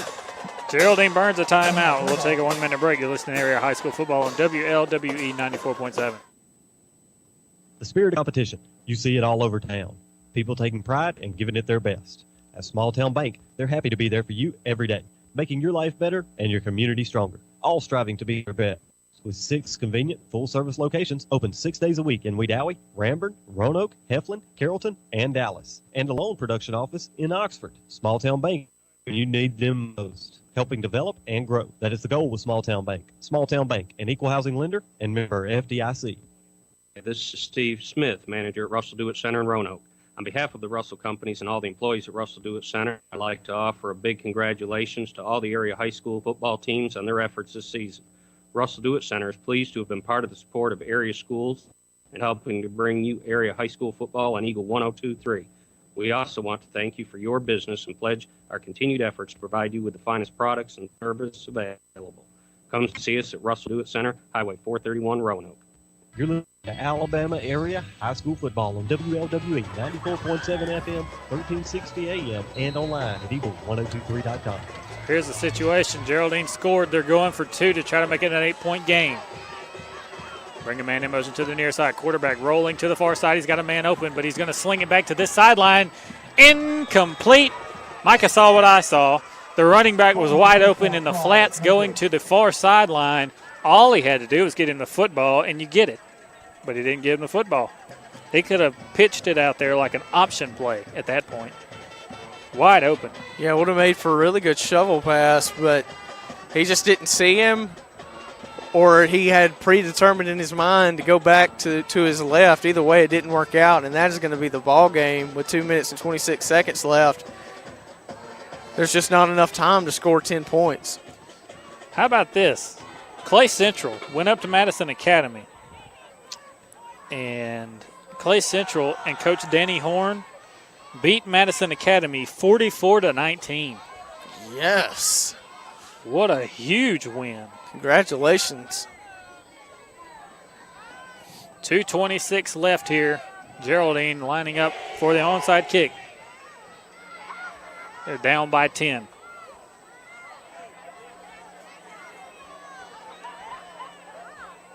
I say there's not enough time to score 10. There is. There's just not enough. It's not very likely that they get 2 onside kicks. That's the big thing. Yeah. The likelihood that they onside kick it, get it, score, kick another onside kick, get it, and score again. It's still possible, just not very likely.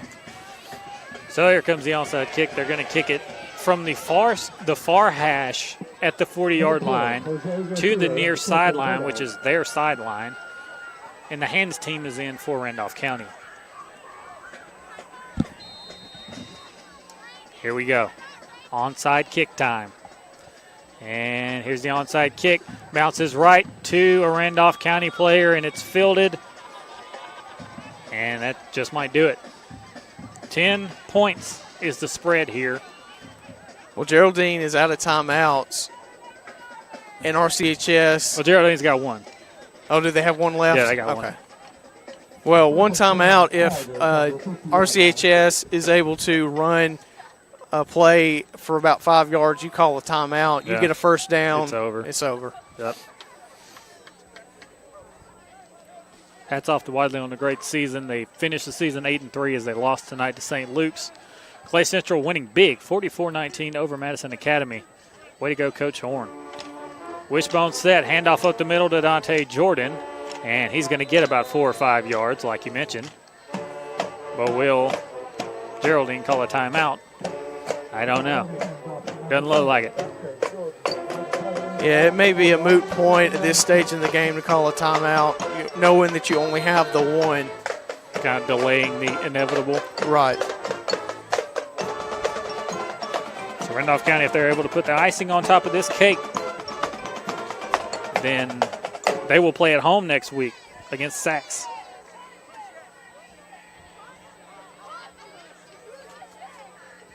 Power eye set. Hester dots the eye in the backfield. 3 seconds on the play clock. Tigers get the snap off. Toss to the far side. Hester cuts it upfield. First down for the Tigers, and that should do it.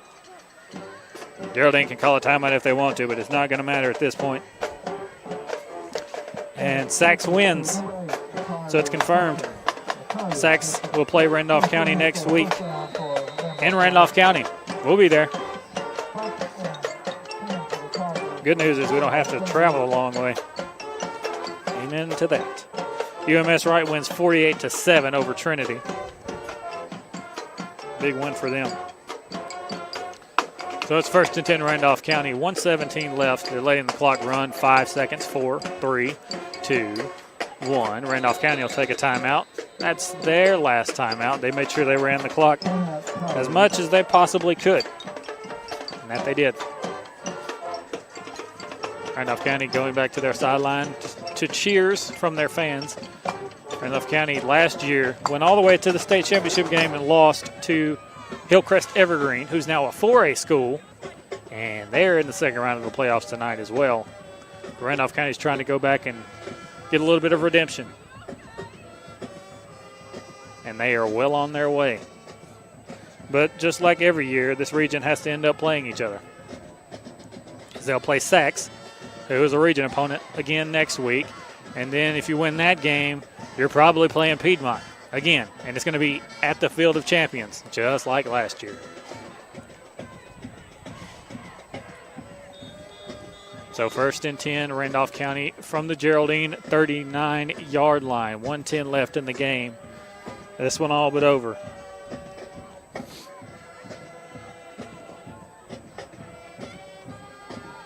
And again, hats off to the Rebels of Chambers Academy as Chambers wins their first state championship as they beat Crenshaw today. And Randolph County is just going to take a knee, and there's the timeout. That's just the timeout call from Geraldine after that knee. Stops the clock at 1:04. Waited a little too long to use that timeout. Should have used it a couple of plays ago. Linden beat Elba 38-0, so if Wadley would have won, they would have had a home game next week. But Linden beats Elba 38-0, and Linden will play St. Luke's next week. Addison beat Ranburne 26-15, a valiant effort for the Bulldogs of Ranburne. But they come up short as well. As we mentioned, Clay Central won big. They should be at home next week. And Coach Horn said that, Class 5A North is not as great of a powerhouse as it used to be. And he said they're a dark horse. And guess what? A dark horse is doing pretty good. 1:04 left in the game after they called their last timeout. After Geraldine called their last timeout, which wasn't really going to help or hurt anything. Auburn High played Lee Montgomery tonight. Lee Montgomery won 12-6. So Auburn's out of the playoffs.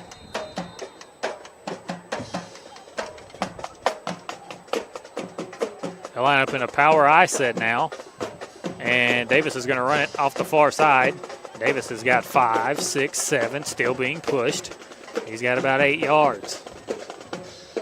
And Randolph County can get a first down if they want one. That's just how they've been running the ball. We talked about Paul Tyson, the quarterback from Hillcrest, Tuscaloosa, playing against Thompson's quarterback, which is Tua's little brother. They played on ESPN a few weeks ago. They actually played again tonight in the playoffs. Same result, Thompson on top. Talia going off once again. They only have to snap it one more time as there's 25 seconds left on the game clock. This will be the last snap of the game, and the Tigers of Randolph County will go back to Wedowee, Alabama victorious, and they will play at home next week against the Wildcats of Sachs, a common enemy. So the Randolph County Tigers win 28-18 here in Geraldine, Alabama. We'll take a 2-minute break and come back and wrap this thing up. You're listening to Area High School Football on WLWE 94.7. What does Mike Fields really do? Does he fix fenders and hoods? Does he straighten frames? Does he paint things? Does he work with insurance companies? What does Mike Fields Body Shop really do? Well, that's all those things. But what they really do is take a wreck and turn it back into the car that I love to drive, the car that I like behind the wheel and just drive and drive. Thank you, Mike Fields Body Shop, for doing what you do, because you do it right at Mike Fields Body Shop, 123 Industrial Drive, Roanoke. It's not just a home or car. It's the 5 hours you spent in the kitchen mastering your epic wing recipe and the 3-hour family road trip to the tailgate party. While other insurance companies just see them as a bundle or combo, State Farm agent Ken Seifert sees your home and car as the time and memories you put into them. Ken understands what your things really mean to you, and it's to help you give the protection they deserve. Talk to State Farm agent Ken Seifert in Roanoke for your home and auto insurance today. Tanner Health System is advancing health, expanding the possibilities for health in our community. From allergists to urologists, we're everywhere you are, when and where you need us most. Brought to you by the brilliant minds that are making exceptional health possible in our community. We know it takes much more than medicine. It takes medicine beyond measure. Call 770-214-CARE or learn more at tanner.org. Choose Southern Union.